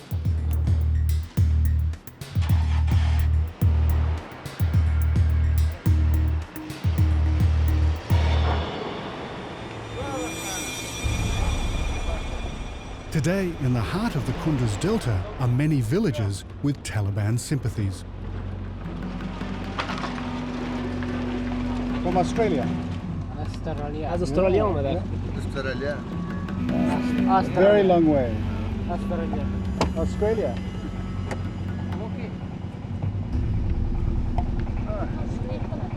We're escorted to the police post and an audience with the local commander. He's expecting us, but he's got no idea why a foreigner has come out here. And it takes a bit of explaining. You can tell them this is a program you can get. I don't know if they know Google. Yeah, these guys. They know, they don't okay. know. To explain what this is not military. Okay? Yeah. You can, on your computer, you can have this program, Yeah. and it's made up of lots of different satellites, and we can zoom down. But you can explain it to them, how I have this photo. Oh, yeah, that's right. Because they might be wondering why. They probably think I'm a spy, you see, and that's all it is. It's just a printout from Google Earth. Yeah. But here, this is pretty revolutionary, to be able to look in on a place like this. So I'm just wanting to reassure them that I'm not a spy. در واقع مردم تشویق کنیم که بیاین اینجا ببینن. مردمای دیگر تشویق کنیم بیاین جای شما رو ببینن. در استقامت پر میکنیم میگن که راتی که بود کدام خدمتی که بود ما در خدمتتون هستیم. Eventually, we gain the commander's trust and get the all clear to explore Kazar. Habib, our driver, makes a few adjustments just to keep at least some of the dust out of the engine. Out here, breakdowns are not an option.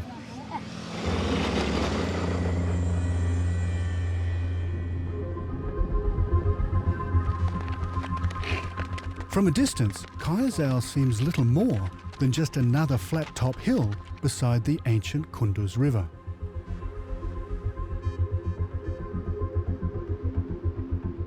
It's not until you reach the first line of battlements that you start to get an idea of the size of Kazar. Its walls are more than 6 kilometers long. The ruins of a fortified citadel, or arg, are clear to see. Well, this place is enormous. Even after the river's actually come through here and gouged out part of the fortifications, you can see that it really would have repelled all comers. But the riddle is, who built it? What it's pointing to is that the Greeks built it. These huge great squares and then this enormous arch that would have sat up above here.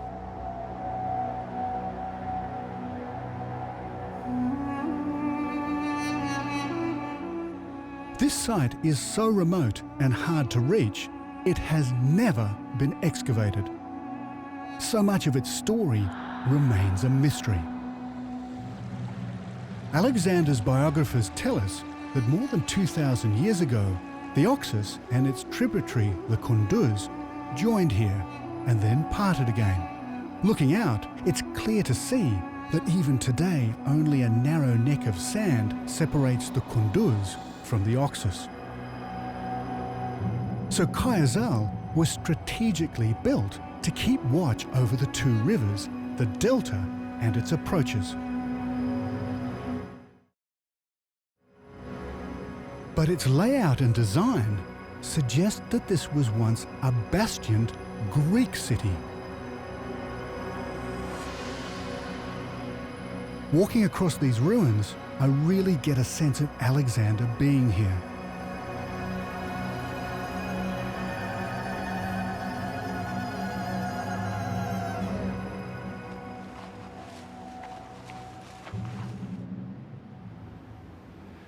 You know, one of the things about climbing over places like this is you're actually climbing through history. And as you move around, you could think back to what it would have been like living on this river, perhaps as a Greek stationed here for the rest of your life. I don't know if it would have been soul-destroying or uplifting. It was a totally different world for them and me.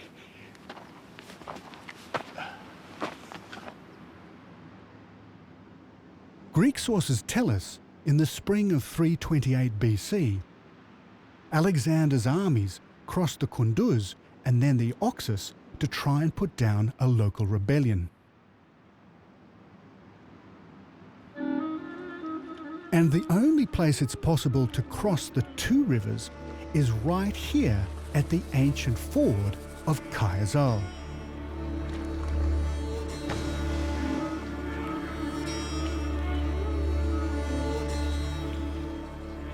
This could be Alexander's city, but there's a problem.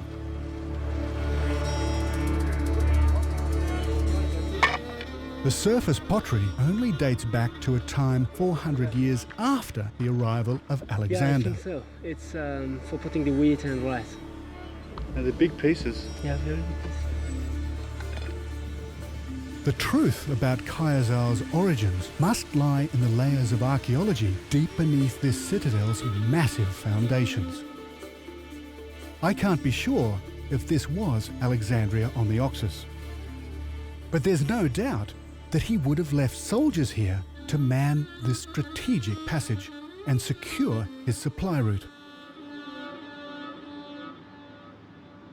Control of vantage points like this was the key to Alexander's success.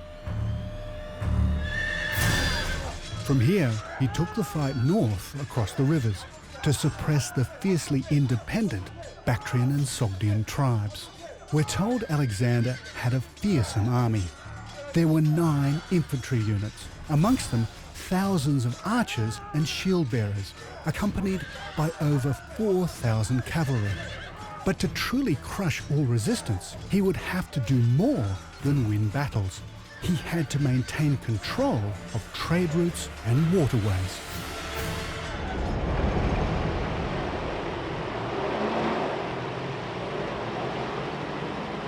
For the Greek troops left behind to garrison local towns and villages, life would have been similar to that of these Afghan policemen today. That's very good. Welcome. Welcome to Kazar. Thanks. Hello. We're staying in their barracks for the night. Oh, this is great. This is fine. Yeah. Yeah. Yeah. So We'll get the back. yeah, why not? The policemen are not from around here. They're recruited from other parts of the country for a very good reason. Here, the law of the land is still dominated by tribal politics. It would be impossible for a local not to be drawn in to a web of intrigue and corruption. So the police are outsiders in this community, just like Alexander's men 2,300 years ago.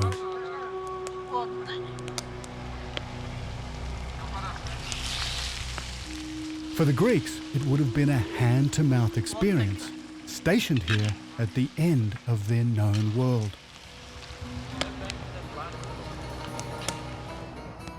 Just a small unit, a daunting 4,000 kilometres from their Mediterranean homeland. They had no choice but to make alliances with Bactrian and Persian chieftains. And the two cultures that had once clashed began to mix.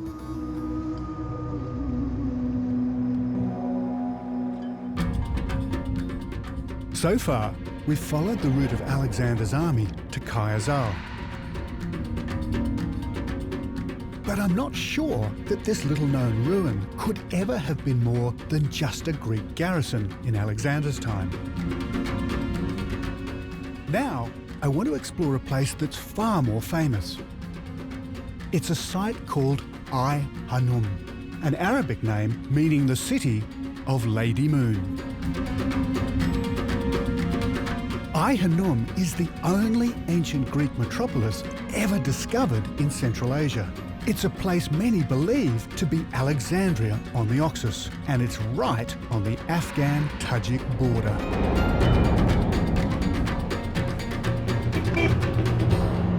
After a secure night at the police barracks, we're back on the move. I've met up with Jamshid, a local guide. It's just so green. I hadn't expected it to be so fertile here. Well, this is the time that, you know, people are working on their fields, and they just start growing melon, watermelon. Our next challenge is a formidable one. I-Khanum is right in the forbidden military border zone. It's so highly protected, we first have to stop at the nearby city of Talakan to get special permission from the governor of the province.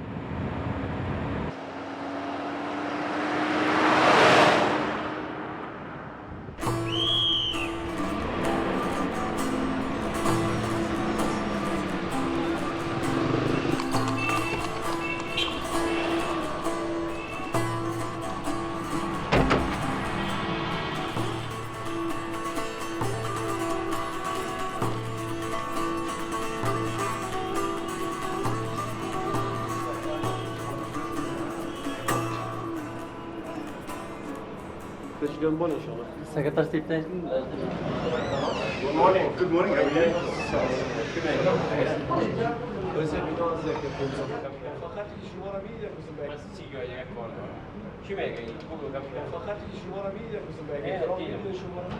When we're going to the areas that you feel, he said that then if you have any problem, call me. Right? Yeah.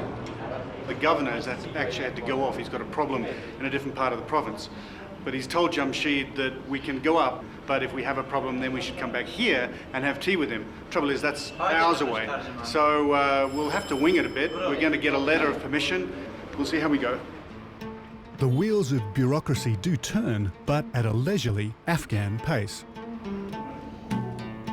This is one part of my journey that Alexander definitely wouldn't have had to do. It seems to be taking forever. So I head outside for a stroll through the Talakan markets. Sadly, few outsiders ever have a chance to experience everyday life like this.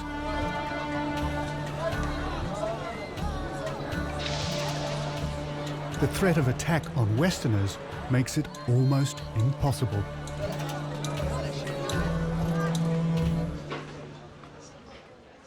The ancient Greeks were among the first Westerners to come here. They stood out from the crowd, just like me. So what do we have? Rice and then the raisin and some meat. When he conquered Bactria, it's said that Alexander adopted Persian dress and acted out local customs to ensure his leadership was accepted.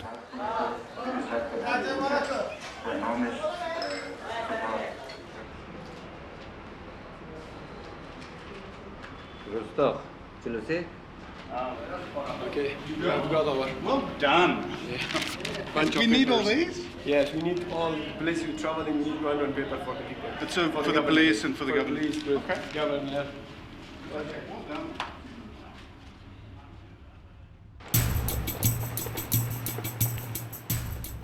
Like Alexander, we're heading north to the rugged terrain of I-Khanum.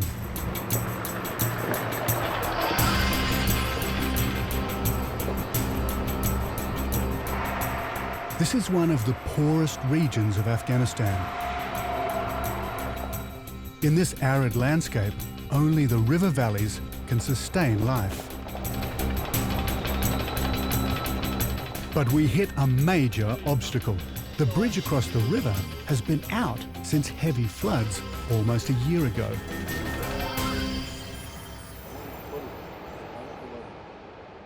We've no option but to head downstream to find another way across.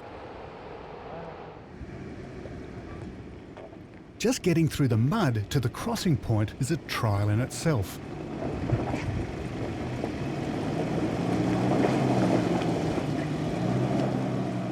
Here the villagers have hit upon a cunning scam. They intentionally keep the road muddy to bog vehicles, then charge to help them out.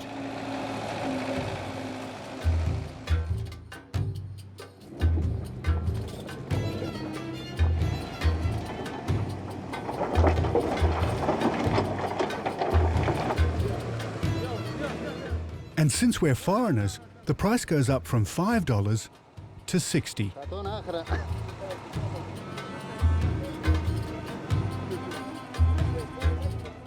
I guess we should have brought our own donkeys. We get hooked up to the tractor, and it looks like we'll be across in no time.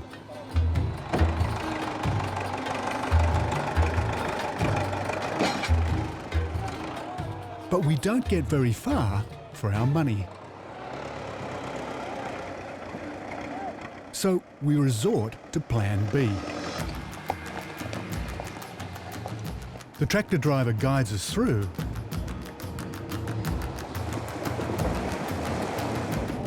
and some locals lend a hand.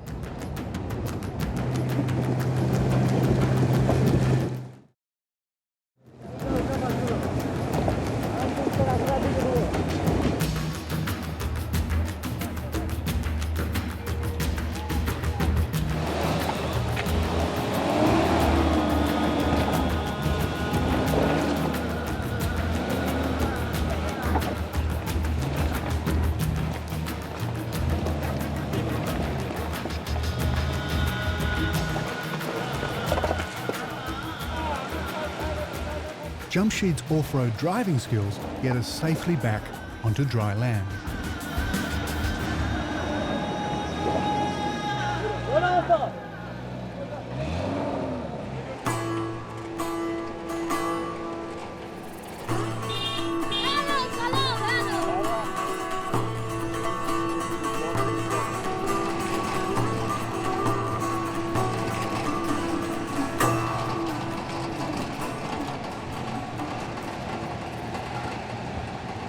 Well, we've been travelling almost all day, done about 3 different police checks, drunk a lot of green tea waiting for our permits, but we're finally here. This is I-Khanum, and it's absolutely vast. We haven't had a look at it yet, but it's a whole mountaintop.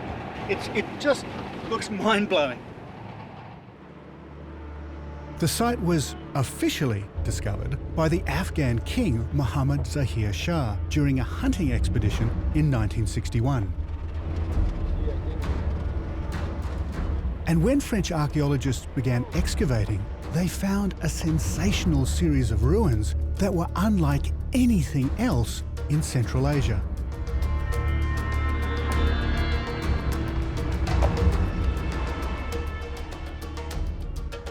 We set up camp above the Oxus next to the border post. It's quite likely that a division of Alexander's army set up camp right here too. This would have been a strategic position guarding the river crossing into Sogdian. Across the river is Tajikistan. Ever since the Soviet occupation in the 1980s, this has been one of the most heavily defended borders in Asia.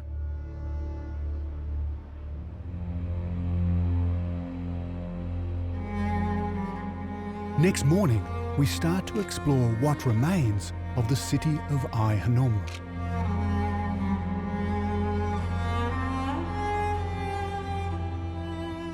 The first thing we spot are the scars in the earth, made not by ancient hands, but treasure hunters and modern conflict. In 2001, this region was the front line between the Afghan Northern Alliance and the Taliban. Trenches and tank dugouts are still clear to see.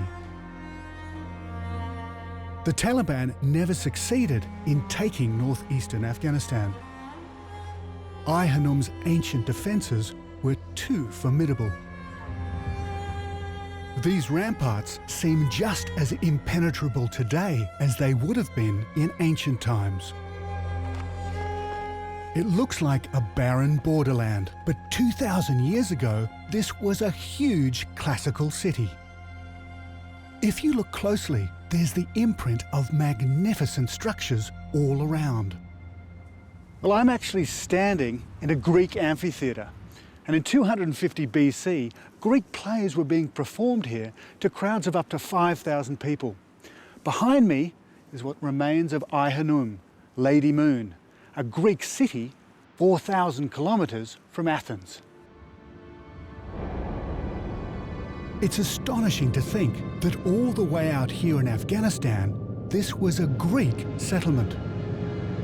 Here people would gather to be entertained, as traditional Greek comedies and Olympian games were played out in this immense amphitheatre.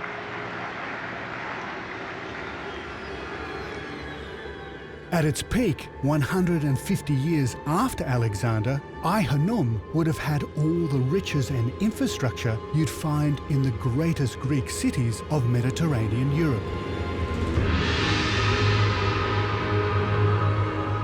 It stretched along the river for over 2 kilometres. There could have been about 10,000 people living here. Many were Greek colonists, and here they built a place that reinforced their Greek origins. Walking through the city gates, it would have been an awesome sight.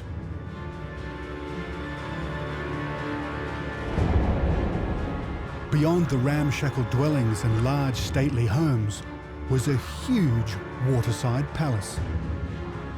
It was a monumental statement of Greek power in Bactria. As well as being the residence of the royal dynasty, this palace was a centre for local administration.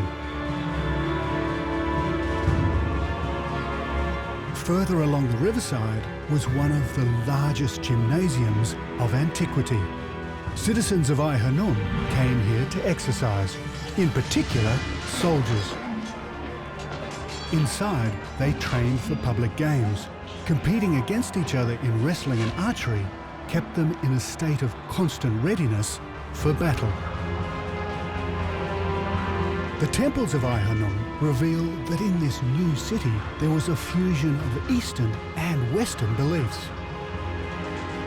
Some were dedicated to ancient Greek gods, but others, like this Persian-style temple, likely belonged to one of the world's oldest religions, known as Zoroastrianism. Here, ceremonial fire towers represent the triumph of truth and light over darkness. Presiding over the battle was one god, Ahura Mazda. I-Khanum was a beacon for the Greeks on the empire's eastern frontiers. To many academics, its grandeur confirmed the heroic ideal of Alexander. Here at last was what appeared to be one of the great cities he'd built in Central Asia. But is this marvellous place really Alexandria on the Oxus?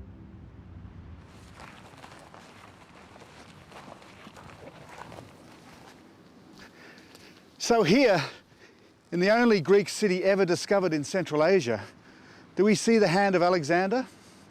Well, apparently not. Archaeologists can't quite agree when major construction began here, but they think it's around 280 BC. Now that's nearly 50 years after Alexander came through here. For 200 years, this was a vibrant capital of the East, a satellite of Greek custom and learning. But Alexander couldn't have built I-Khanum. After nearly 3 years of almost constant warfare, in the summer of 327 BC, Alexander left Bactria with the bulk of his army. 4 years later, he would be dead, and the forts and cities he'd briefly conquered were quickly abandoned. So who did build I-Khanum and why? The origins of this place are still shrouded in mystery. And it's because a huge amount of the archaeology has simply been erased.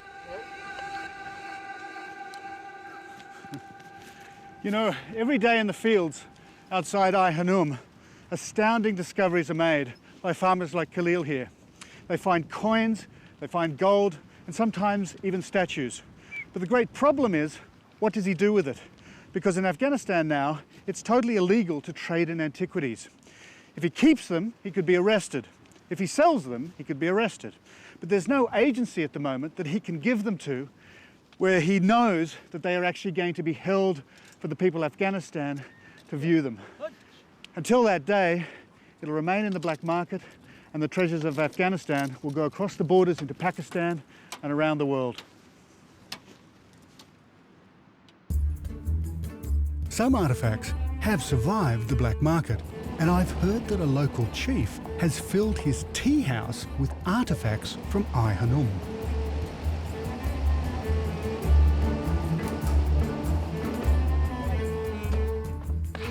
Oh, wow. Well, this is amazing. I'd actually heard there was one column here, but it's about 6. They've been covered with whitewash, but these column capitals are remarkably intact.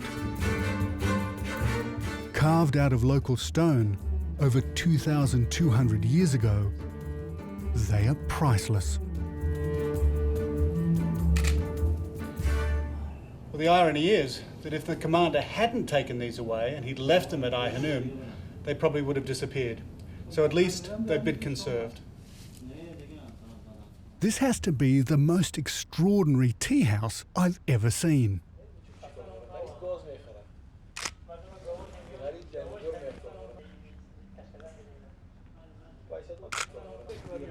The commander has certainly picked some fantastic pieces. But what he hasn't noticed is that all these columns are now upside down. In ancient Greece, Corinthian-style capitals would have been high up by the ceiling. So, if not Alexander, who could have summoned the resources and manpower to create a whole Greek city from scratch?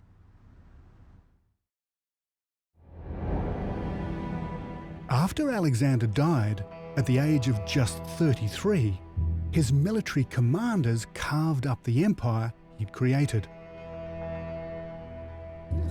One general, Seleucus, would command an enormous kingdom that stretched from the eastern Mediterranean all the way to Bactria. Seleucus kept control of the lucrative trade routes that crossed the lands Alexander had conquered. Caravans carted precious cargo like gold, gemstones and cotton from India in the east through Bactria all the way to Greece in the west. And the revenue would have been enough to endow the great city of I-Khanum, the capital of this growing province. And if I-Khanum was built by Seleucus decades after Alexander's departure, there is no way it could be the lost city I'm looking for. I want to find out what was here when Alexander and his army arrived. I'm on my way to check out an earthwork nearby, a place French archaeologists reckon to have been built during the Bronze Age.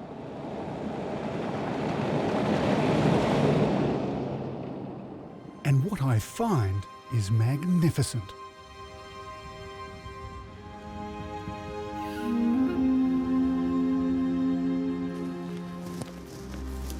Well, I'm about 5 kilometres out across the plain from I-Khanum. What I'm walking down is an enormous canal.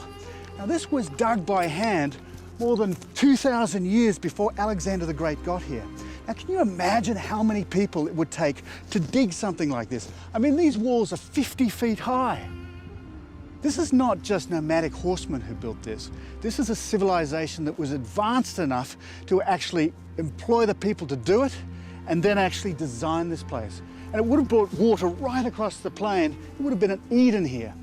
So the question is, where was the great city that this canal fed?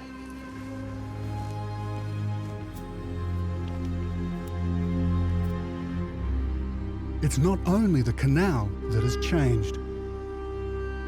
It's hard to imagine a time when this was fertile ground.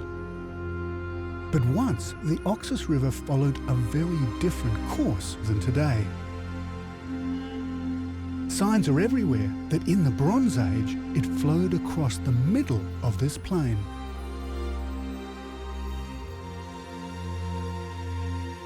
Irrigation systems fed a series of villages and farms that flourished here. To date, only one has been excavated, and it's called Shortagai. Well, I know this place doesn't look like much, but in fact it's incredibly important. It was excavated by a French archaeologist named Frankfurt just before the Soviets came in. And what he discovered was this place was Bronze Age. It's more than 4,000 years old. But what was really exciting was that he found that this was an Indian trading post right here on the Oxus. Now today, the Oxus is about 5 k's away, that blue line you can see. But back then, the river level was higher and it came right in here. And so, this being an Indian trading post puts a whole new spin on everything.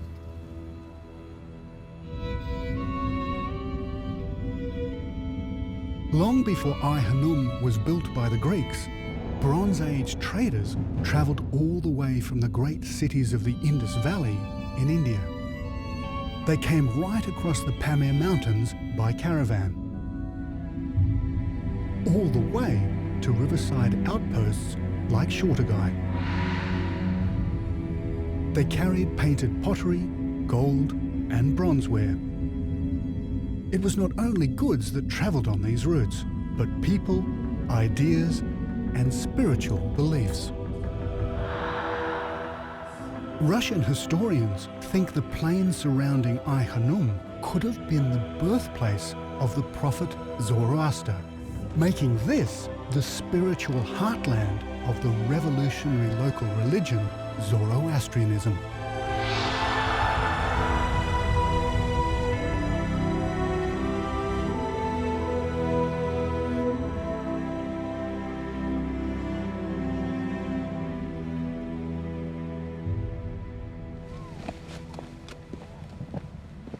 But if this is true, there must have been a great citadel defending it. To find out more, I visit a man who knows this place better than anyone. General Khalil Halik looks after the 125-kilometre stretch of the Oxus River that runs alongside I-Khanum. It turns out the general's passionate about the history of this area. He tells me that there's evidence all around the barracks we're sitting in. French archaeologists found surface shards thousands of years old. It's actually called Conyacala, and as a customs post, well, it's not a bad position here on the river. But when the French came here in the 1980s, they only had a cursory look. They knew it was Bronze Age, but then they went back to I-Khanum. But what's got me thinking is that Shorter that Indian trading post, is also Bronze Age. So it's given me an idea. But to have a look at that, we need to get a bird's eye view. From the air, there's a clear footprint of a large structure, but it looks incomplete. The outer walls end abruptly at the riverbank. It seems most of the inner defences and the citadel have been swept away by the river. But if you fill in the blanks, this is what Conquest originally looked like.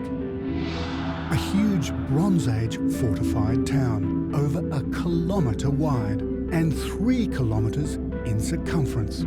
I believe that 2,000 years before Alexander, this was the capital of a highly advanced trading settlement beside the Oxus and the holy city of the prophet Zoroaster. So how did Conquest get wiped out? Well, I think it's quite clear that the Oxus has changed its course and then swept right in here and taken away more than half of the citadel. The question is, what could have caused the Oxus to flood so much that it had the power to take this away? The Oxus flows through a highly active seismic region. There have been more than 6,000 major earthquakes here in the last 1,500 years alone. Geophysicists now believe that in 2200 BC, a series of earthquakes laid waste to the Bronze Age world. These quakes were powerful enough to burst an ice dam hundreds of kilometres upstream.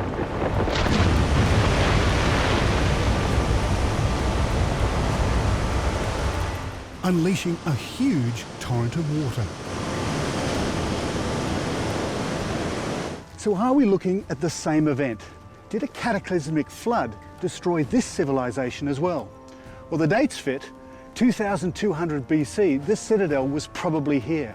And so if it's the same event, it could well have destroyed it. In an instant, the mighty Oxus River carved itself a new course, smashing through everything in its path.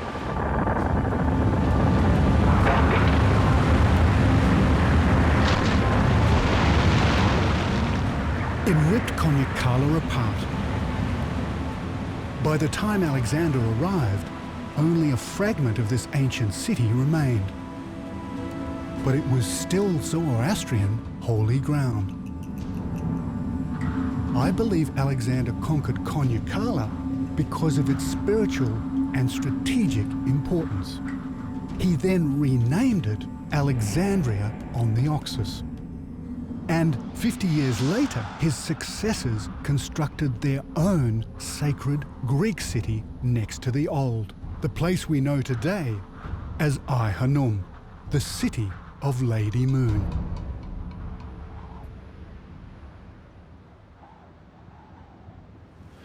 Well, it's terrific stuff, but unfortunately, these questions may never be answered. But what is for sure is that the Oxus really has changed its course, and in doing so, it destroyed a civilization that was here for thousands of years.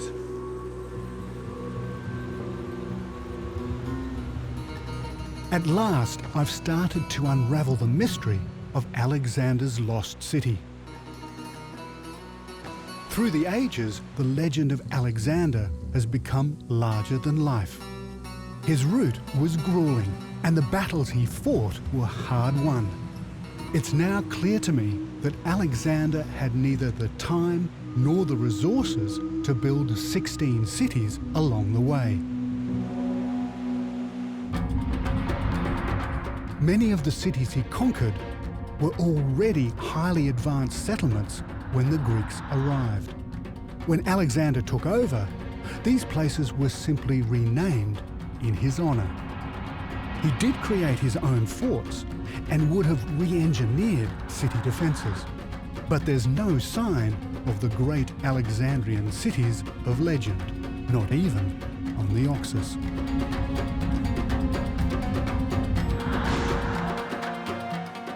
Like the Greeks, we have crossed this hostile and unpredictable landscape. Here, Alexander carved out a foothold by capturing strategic crossroads. He left Greek garrisons and made alliances with local tribes. And in the thriving cities of ancient Bactria, he found the remnants of a civilization far more ancient than his own. Alexander laid claim to an ancient ruin. But it was the Greek colonists who came after him that built the first great Greek city in Central Asia. In the wild highlands and war-torn plains of Central Asia lie tantalizing traces of the ancient world. Here 2,300 years ago, Alexander the Great became the first European to rule the East. In an epic campaign, the ancient Greeks crushed the Persian Empire. It was a turning point in human history. Along the banks of the mighty Oxus River, Alexander discovered a highly developed Eastern civilization. My name is David Adams. I'm a photojournalist, and I want to explore the footprints of this ancient world, today almost entirely erased.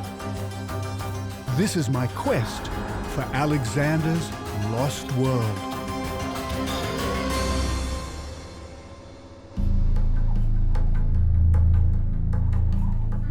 In 330 BC, Alexander and his army marched east into the land of Bactria on the river Oxus. They'd already endured 5 grueling years of battle. Yet despite a series of decisive victories against his Persian enemy, Alexander pushed on. Drawn by the promise of the most treasured resources in the world. For Alexander, the Oxus was a place of myth, legend, and riches. Well, let's consider for a moment that Alexander and his generals knew exactly where they were. They'd come to the Oxus because they believed that this was the land where Jason and the Argonauts came. So was this the land of the Golden Fleece? I want to follow the ancient trade routes and time-worn trails that today cross the Badlands of Afghanistan.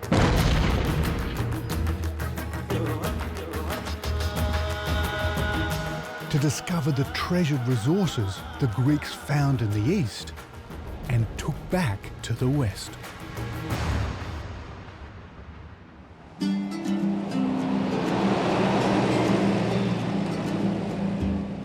We're travelling along the Oxus to find the precious raw materials that made this region a highly prized crossroads in the ancient world. Navigating through this terrain successfully today is just as challenging as it was in Alexander's time. The middle delta of the Oxus is a constantly changing landscape of sandbanks, channels, and shifting islands. Well, we've just had to take another route because the river, which is totally in flood, has come in and taken out the road. And it just shows you how much this place changes. Almost overnight, the whole roadway can get taken out, a whole village can get taken out. You just look down here, this place is just falling apart.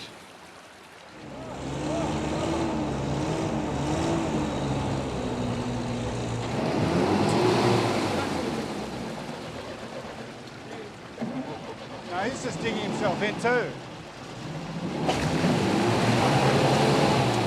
No. If he gets it out, stops it, then we shorten the rope, okay? Okay. Go. Hey. Oh.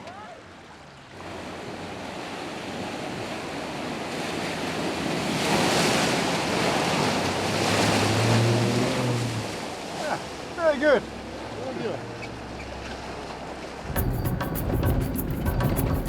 Alexander faced the Pamir and Hindu Kush mountain ranges of northern Afghanistan.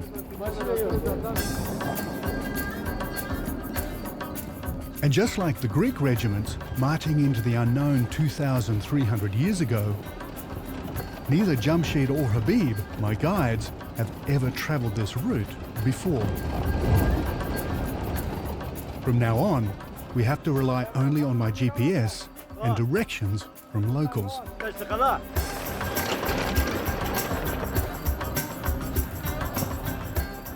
As an outsider, finding your way in Afghanistan today can be almost impossible.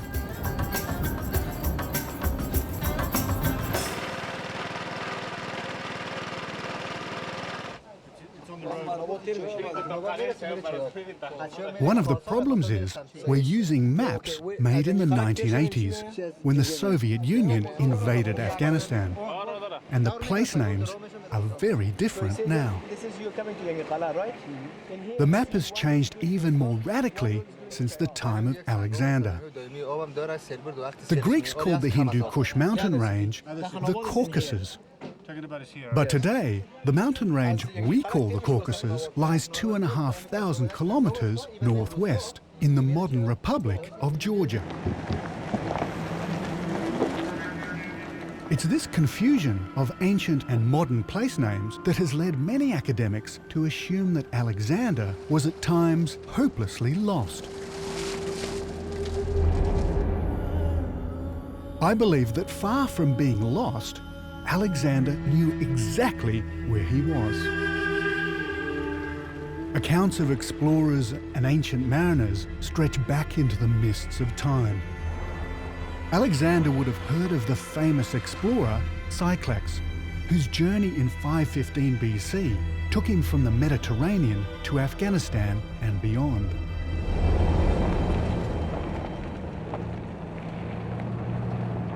But Alexander may also have been following a much earlier tale of riches in this mysterious region.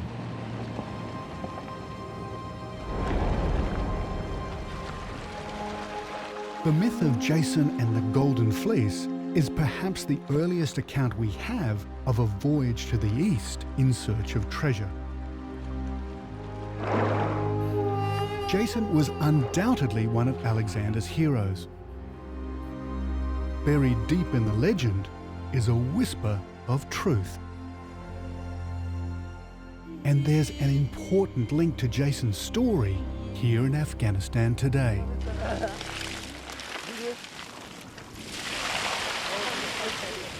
Let's consider for a moment that Alexander and his generals knew exactly where they were. They'd come to the Oxus because they believed that this was the land where Jason and the Argonauts came. Well, there's one thing that remains from that time, and it's the way people get gold out of the river. This is actually sheep's fleece. The gold comes down and is washed through it.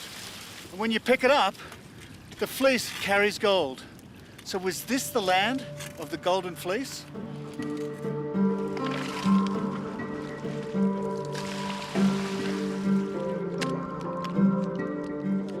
Mineral treasures like gold made the Oxus an alluring prize for any conquering army. That's fantastic. Well, he's actually got quite a bit of gold here. It's very, very high quality. And what's incredible is this really powered this empire right through all the different civilizations. And the ancient treasure trove is still here for those that search hard enough. Jamshid, how much money are they going to make from this? He says that if we work very slow, 100 hours, 50 hours. But if you work, 10,000. So that's about $200. So it's not bad business, this, even today. $200 a day on each one of these. There's 2 operating at the moment. $400 a day is pretty good money in northern Afghanistan. What?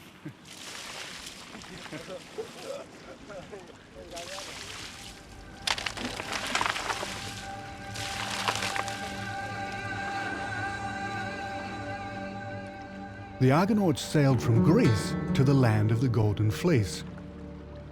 The trouble is, it's not possible to sail from the west all the way to Afghanistan today.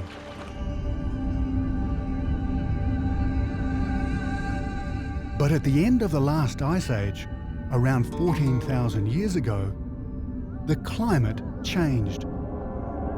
Vast ice sheets of the northern hemisphere melted, making sea levels much higher. So high that a waterway, the fabled river Phasis, connected the Caspian and the Black Seas. The Phasis stayed open for thousands of years. Jason's myth could be based upon tales of the first brave mariners of the Neolithic Age. 8,000 years ago, they travelled and traded across the seas, eastwards to the Oxus River. By the time of Alexander, the river Phasis was closed, but the idea of the Golden Fleece lived on. And once Alexander conquered ancient Bactria, the Greeks used the wealth from trade in these materials to develop their empire in the east. To this day, the rivers of Afghanistan are laden with alluvial gold. And in the hills, silver, iron ore, rubies, and dozens of other rare minerals continue to be mined. Extracting precious ore was easy. Transporting and trading it was the hard part. Aside from the perilous journey itself, ancient traders lived with the constant threat of bandits. For Alexander, finding this source of precious raw materials may have been a prize worth fighting for. We're heading for the ancient trade routes that cross the Hindu Kush. The name of this vast range means Hindu killer, because it is one of the most unforgiving landscapes in the world.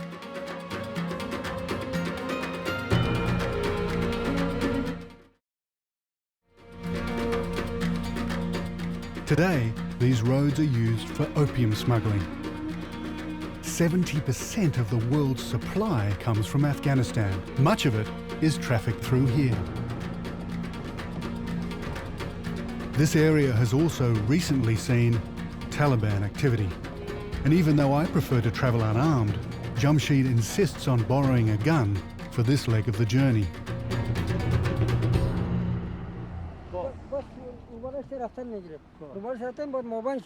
We reach the village of Cha'ab, and while Jamshid asks for directions to the road south, I head up to the remains of a Bactrian fort.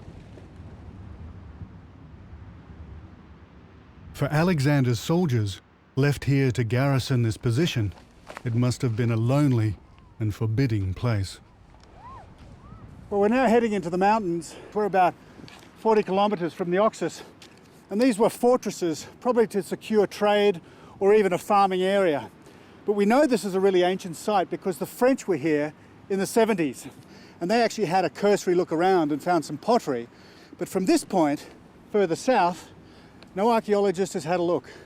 So for the next 4 or 5 days, we're going into uncharted territory.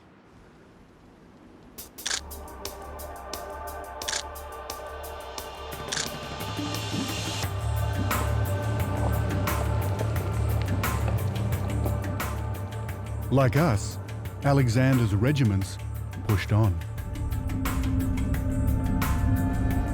From the Oxus River lowlands, we've been travelling north. The road we are following may not seem so important today, but we're only 300 kilometres from the fertile plains of the Indus Valley in India. This is an ancient highway. For over 2,000 years before Alexander arrived, it was an important link between the Bactrian and Indus civilizations, two of the oldest and most advanced in world history. And it was only one of a huge network of trade routes. After Alexander's conquest, these communication links became the arteries of the greatest of all Greek empires.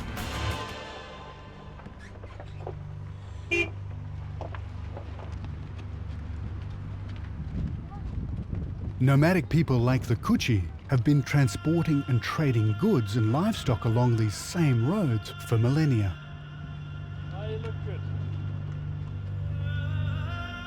Today, the passes into India are closed to the Kuchi, and their nomadic cycle now lies only within the borders of Afghanistan.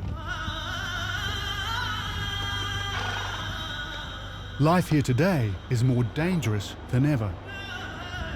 The Kuchi population has been decimated by landmines. They were planted over 30 years ago during the war between Soviet invaders and the Afghan Mujahideen resistance.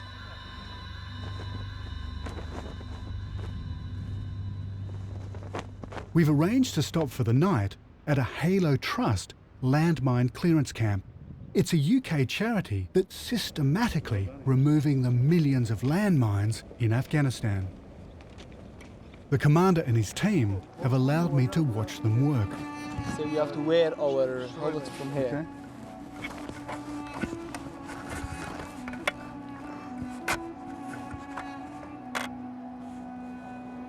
Okay.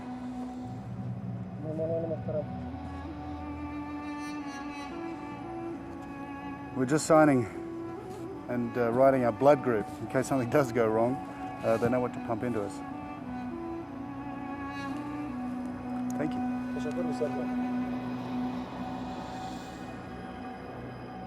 Painted rocks guide us in. During the Soviet occupation, this was an army base. They planted landmines all around, the most deadly kind of defense mechanism. And this is what they're looking for. This is the outer casing of an anti-personnel mine, and it's rubber, so it's very, very hard to detect. The other parts are ceramic. The only metal is actually a spring and a firing pin.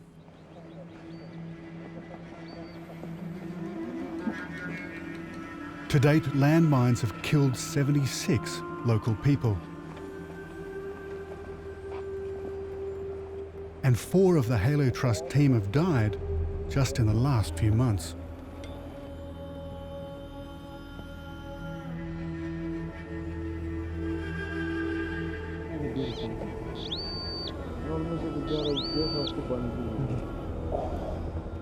Every time the metal detector gives a signal, it's a tense moment.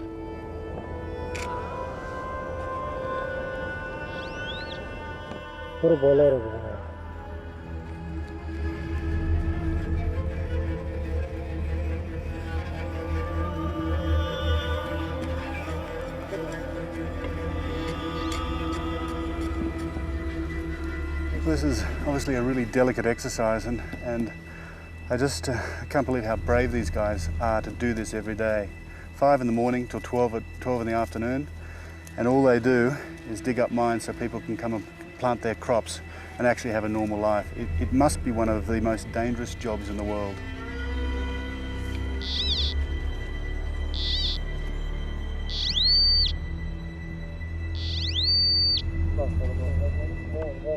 To keep these ancient trade routes open, the team risk their lives every minute, and they're paid just $120 a month.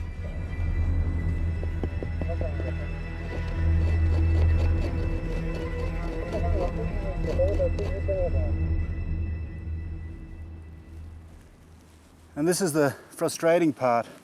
Most of the time, it's just a bullet, an empty casing. But you can never tell. Either it's going to be a landmine or a jump-up booby-trap mine. So it's a very painstaking, very slow job. You can imagine that every square metre of this whole field and all around this old Soviet base has to be cleared inch by inch.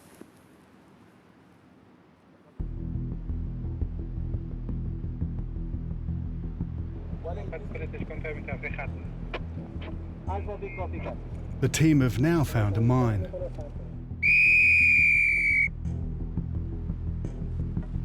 They clear the area,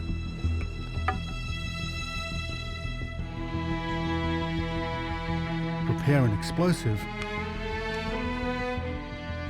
and pack it in around the mine to destroy it safely.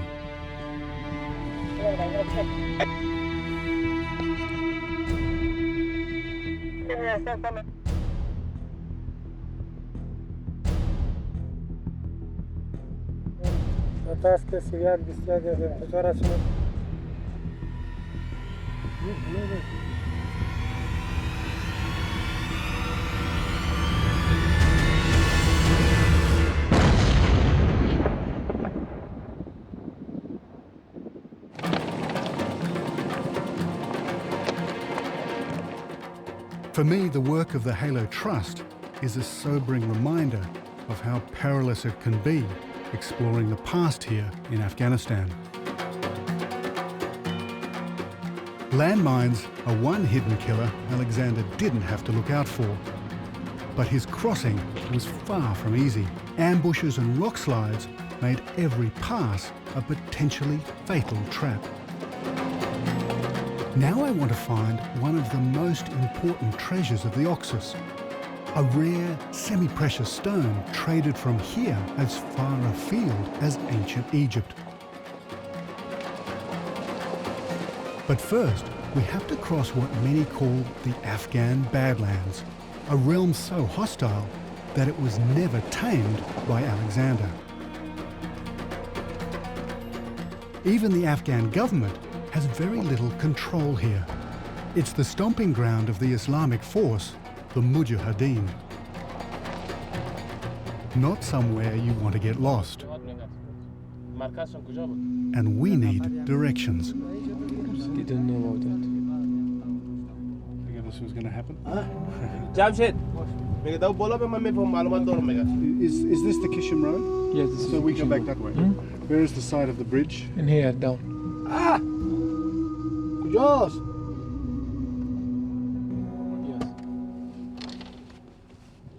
We're called over to the police outpost.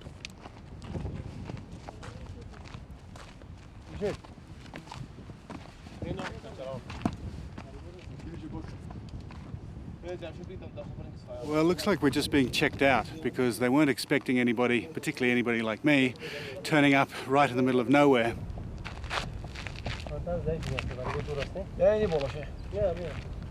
I've been summoned.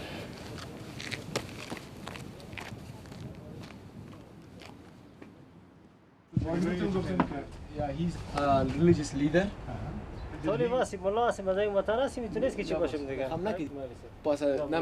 This can be a bit of a tricky area because there's still a lot of Mujahideen leaders here, what they call Mujahid leaders, but basically the government doesn't have a lot of control here. And this gentleman is actually a policeman, and so he's one of the only guys that is good to meet here, and he didn't know who we were, and it's a bit of a tricky area. So everybody's happy now. We'll see if we can find out something. We get directions to the ancient route through the mountainous heart of Afghanistan.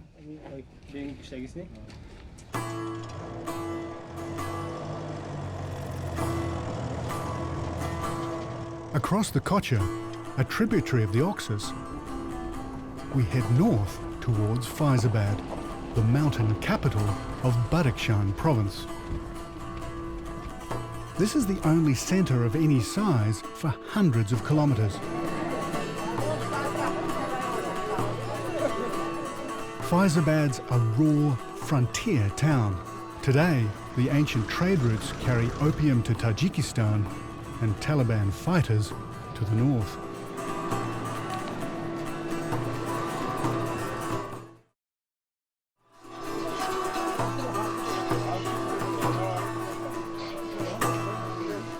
We need to stock up on supplies, and the produce in Faizabad market is a pleasant surprise. This is like an Aladdin's cave, isn't it? All the things you really, really need when you're a Westerner in Afghanistan. But it's not just food I'm after. There's one very special commodity that I want to find. A raw material that was exported all over the ancient world. Prized in the highest echelons by the Egyptian pharaohs. Well, this stuff is like gold up here. It's called lapis lazuli, and Bactrian is absolutely famous for it. Now, if you remember the mask of Tutankhamun, with those wonderful gold stripes and then blue, well, this is this stuff. It's been coming out of this part of the world for about 7,000 years. And there's little shops all over the place making jewelry. But further south from here, about a day's journey, are the actual mines where they mine the stuff for Tutankhamun's mask. And that's where we're going to head. Thank you.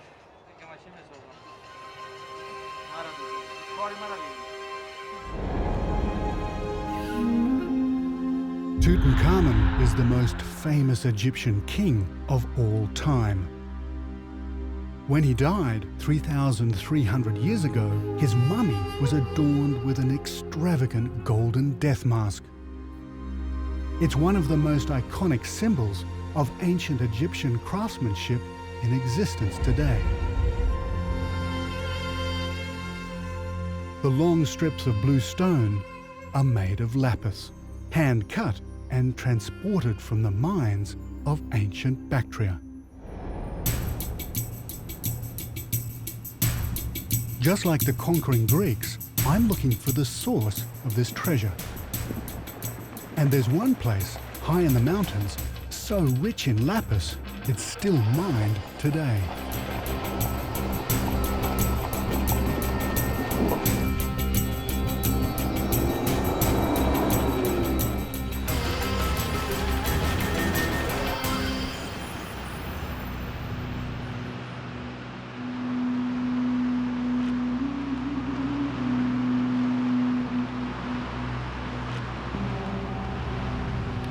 Well, this is not the best place for this to happen. This area isn't that secure.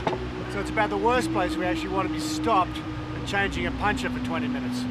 Doesn't feel so good.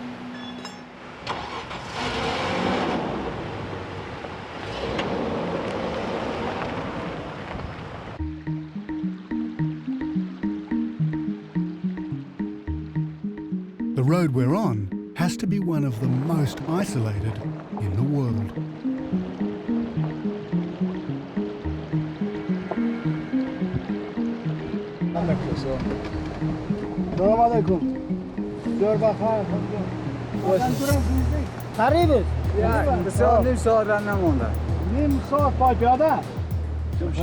What did he say?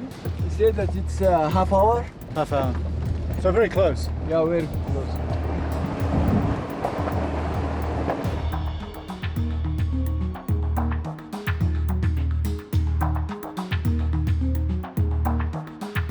We climb higher and higher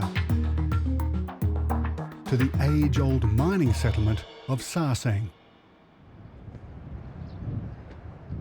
and move our gear into the police compound. Every day, goods and tools are either hauled in here or improvised on the spot. Other than expensive generators, there's no power.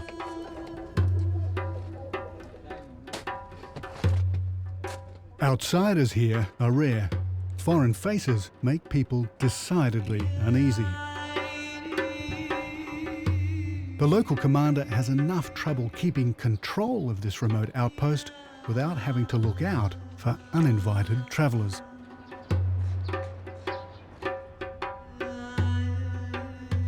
But we're guests, and as guests, we automatically fall under our host's protection. Without fuss, a meal appears, and Jamshid and Habib fill the commander in on news from the outside world. Embracing this culture of hospitality enables us to penetrate so deeply into these remote corners of Afghanistan unarmed. The miners' settlement is spread out over what looks very much like an avalanche zone. Shelters built entirely out of local rock shield the miners from the elements, winter and summer. Lapis has been mined here for thousands of years, and it is still valuable today. It's these men's livelihood. In these remote highlands, there's no government controls on lapis. Most of it is packed on mules all the way to the stonecutters of Pakistan and India. Way above the valley are the mines. Like seams of gold, the veins of lapis run deep into the mountainsides.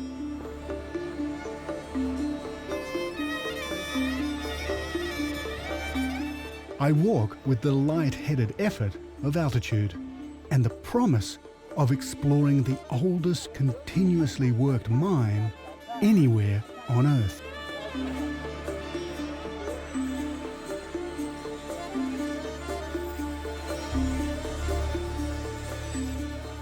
Doing this every day, hauling heavy mining equipment, is a punishing life.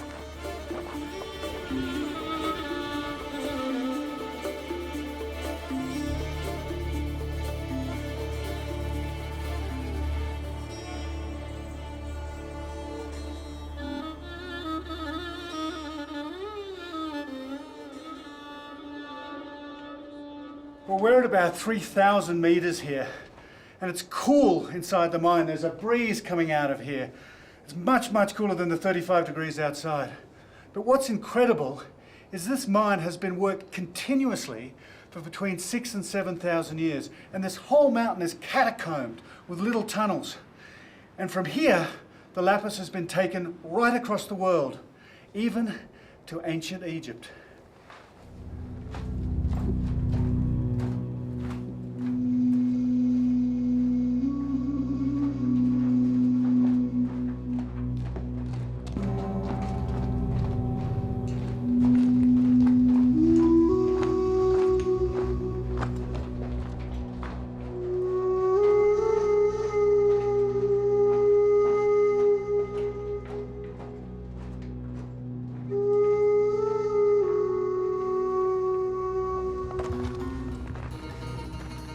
As we pick our way along the tunnels, it's like walking through time.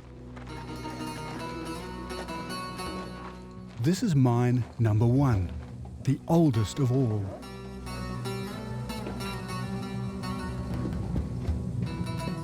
Over thousands of years, generations of miners cut this tunnel deeper and deeper into the rock face. Somewhere here in the darkness, there's a point where around 1325 BC, an exceptionally rich blue vein was found and extracted.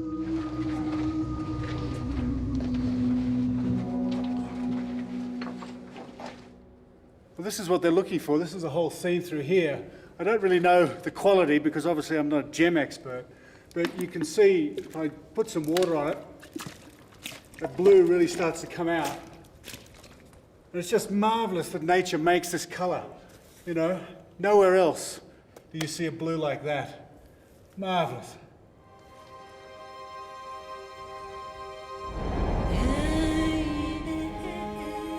In the hands of an Egyptian royal jeweler, rocks of lapis were transformed, cut, polished and bound in gold to make the dazzling death mask of King Tutankhamun. Sealed in his solid gold tomb to protect his journey to the afterlife.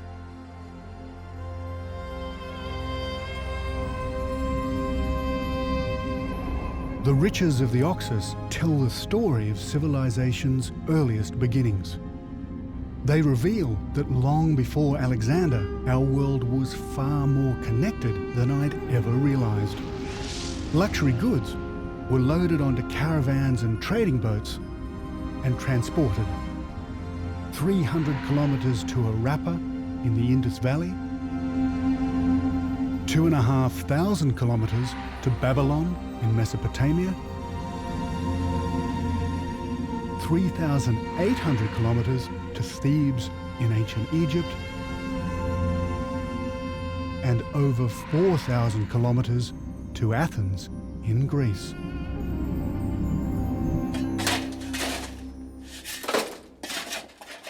Today, these miners labor to meet world demand for this alluring blue stone.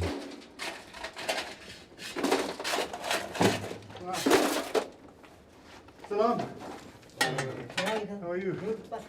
Oh my God. این ماشین کمپیروسونه این تو جوازه میکنه باز دینامو پر میشه باز پتاقی و پلته says that we put dynamite here first to make a hole, and they put dynamite inside and blast it, and then they clean it till they find the vein. You see if the vein is going here. Yes. So that's the following. How long has he worked in the mine here? 1 year. 1 year. So it's very dusty work they're doing.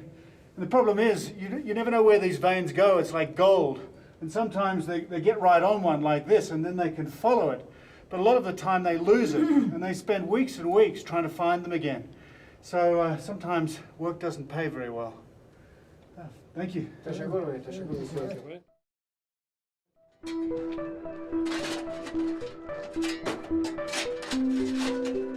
These are terrible conditions. In Sarsang, lung disease is just a matter of time. But it's death by dynamite and rock falls that are all too often the common killers.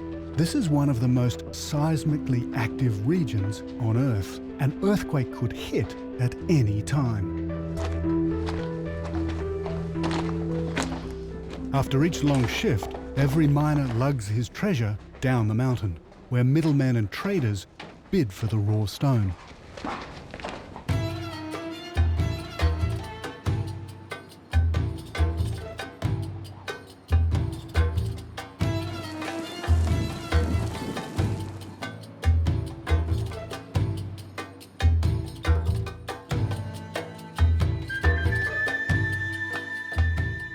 Lapis is formed of 3 different minerals: lazurite, calcite and pyrite. And its quality varies depending on its colour and smoothness of texture. So what we're looking for is really, really deep blue. So these are really nice pieces, which are probably worth taking. See, this one would be lovely to make a pendant or a heart. And that one's like a lovely sort of amulet. But all of these together, how much? The work of these 21st century Afghans is a living link back to the time of Alexander. Very good. Thank you very much.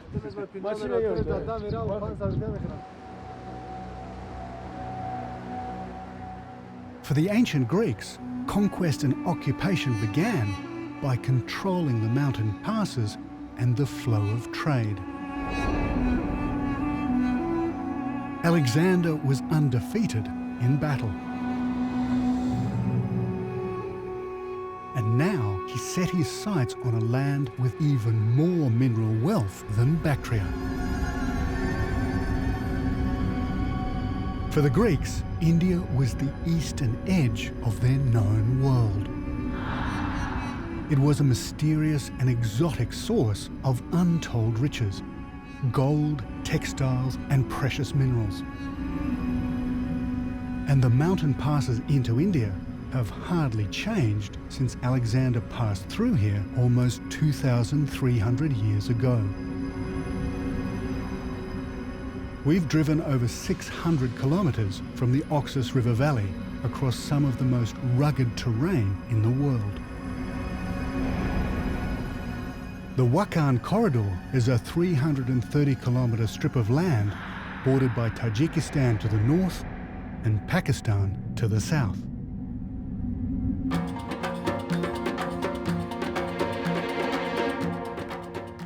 We're following an ancient highway that leads to India.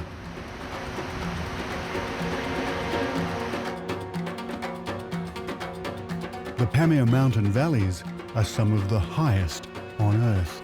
That's why English explorers named it the roof of the world.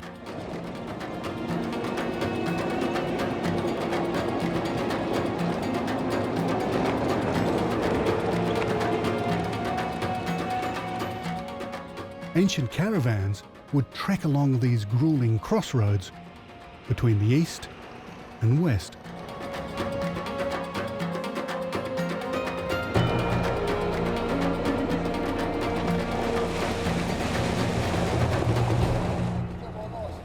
Trouble with travelling on these rivers is you've got to do it at the right time.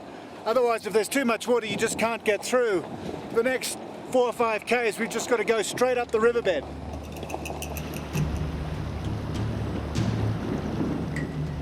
Before invading India, Alexander had to secure his army's supply line. But he was constantly harried by local tribes, who would ambush his army before retreating to seemingly impenetrable mountain fortresses. I want to find out what it was like for Greek troops to attack one of these natural bastions. And there are no roads where we're heading.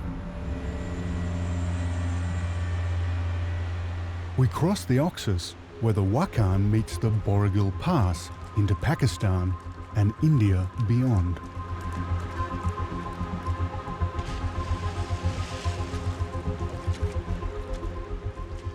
Alexander and his army battled their way through these ranges for 6 long months in the dead of winter.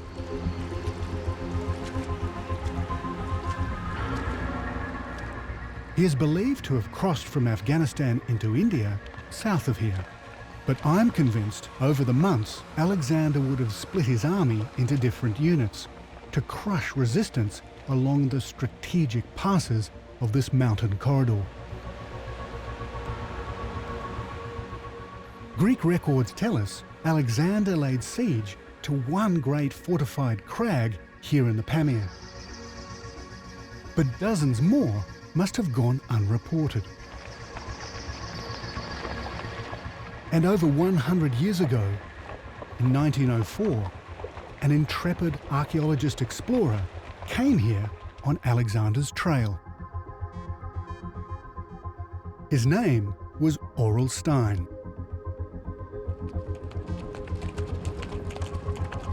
Sophie, where do you think? Where to cross?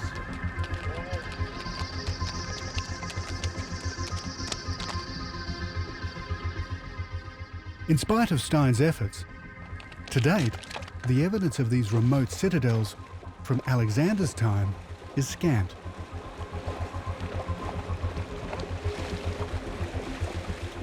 But I believe this place can shed a great deal of light on Alexander's mountain battles.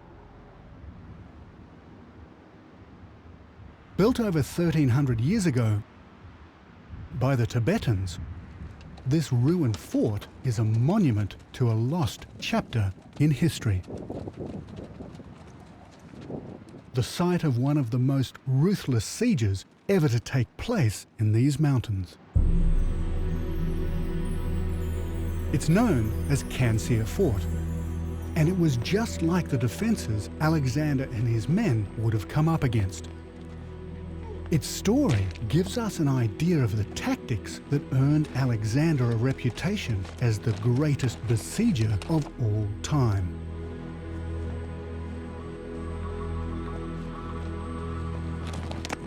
In 747 AD, the Tibetans ruled this valley. They built the fortress to resist the invading armies of China. Between 7 and 9 in the morning, 3 columns of Chinese cavalry and infantry mustered into a 10,000-strong force in the valley below. The Chinese commander, Xian Qi, moved quickly to cut off all approaches to the stronghold, crushing the defences at river level in a few hours. Then they scaled these steep slopes to the isolated citadel. High in their rock fortress, the Tibetans seemed safe, but in fact, they were hopelessly trapped. Well, that is one hell of a climb.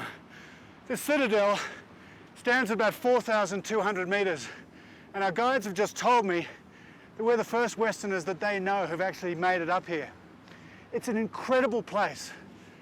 Incredible to build, but I think incredible to defend. And if you can imagine back there in August 747, the Tibetans up here, looking across the valley there at 10,000 Chinese assembling, and then them coming steadily across the river. It would have been a terrifying sight.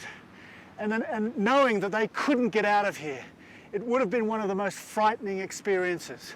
And it ended in absolute disaster.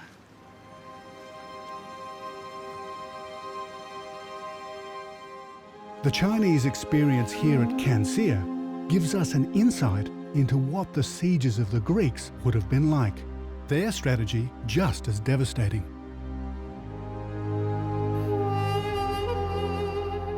Commander Xian Qi now pushed home the final assault. And he did it with skill. After routing the defences down at river level, he actually massacred 6,000 of the Tibetans. And then he outflanked them.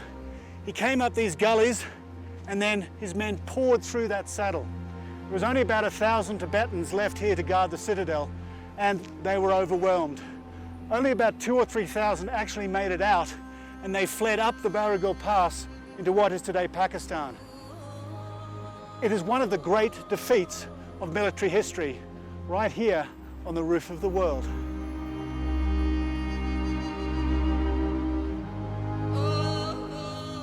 "1,000 years before the Chinese, it would have been exactly the same for Alexander's troops. Facing what must at times have seemed an impossible challenge, they conquered this hostile borderland. Now the road to India lay open.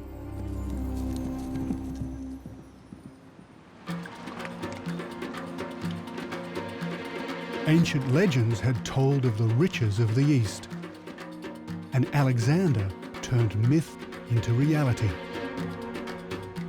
2,300 years ago, Alexander came to ancient Bactria to conquer his enemy, and discovered a realm that overflowed with mineral wealth. His empire would profit from the ancient world's most sought-after currency, precious materials like gold and lapis. They would control ancient trade and communication links all the way from Greek city-states in the west to India in the east.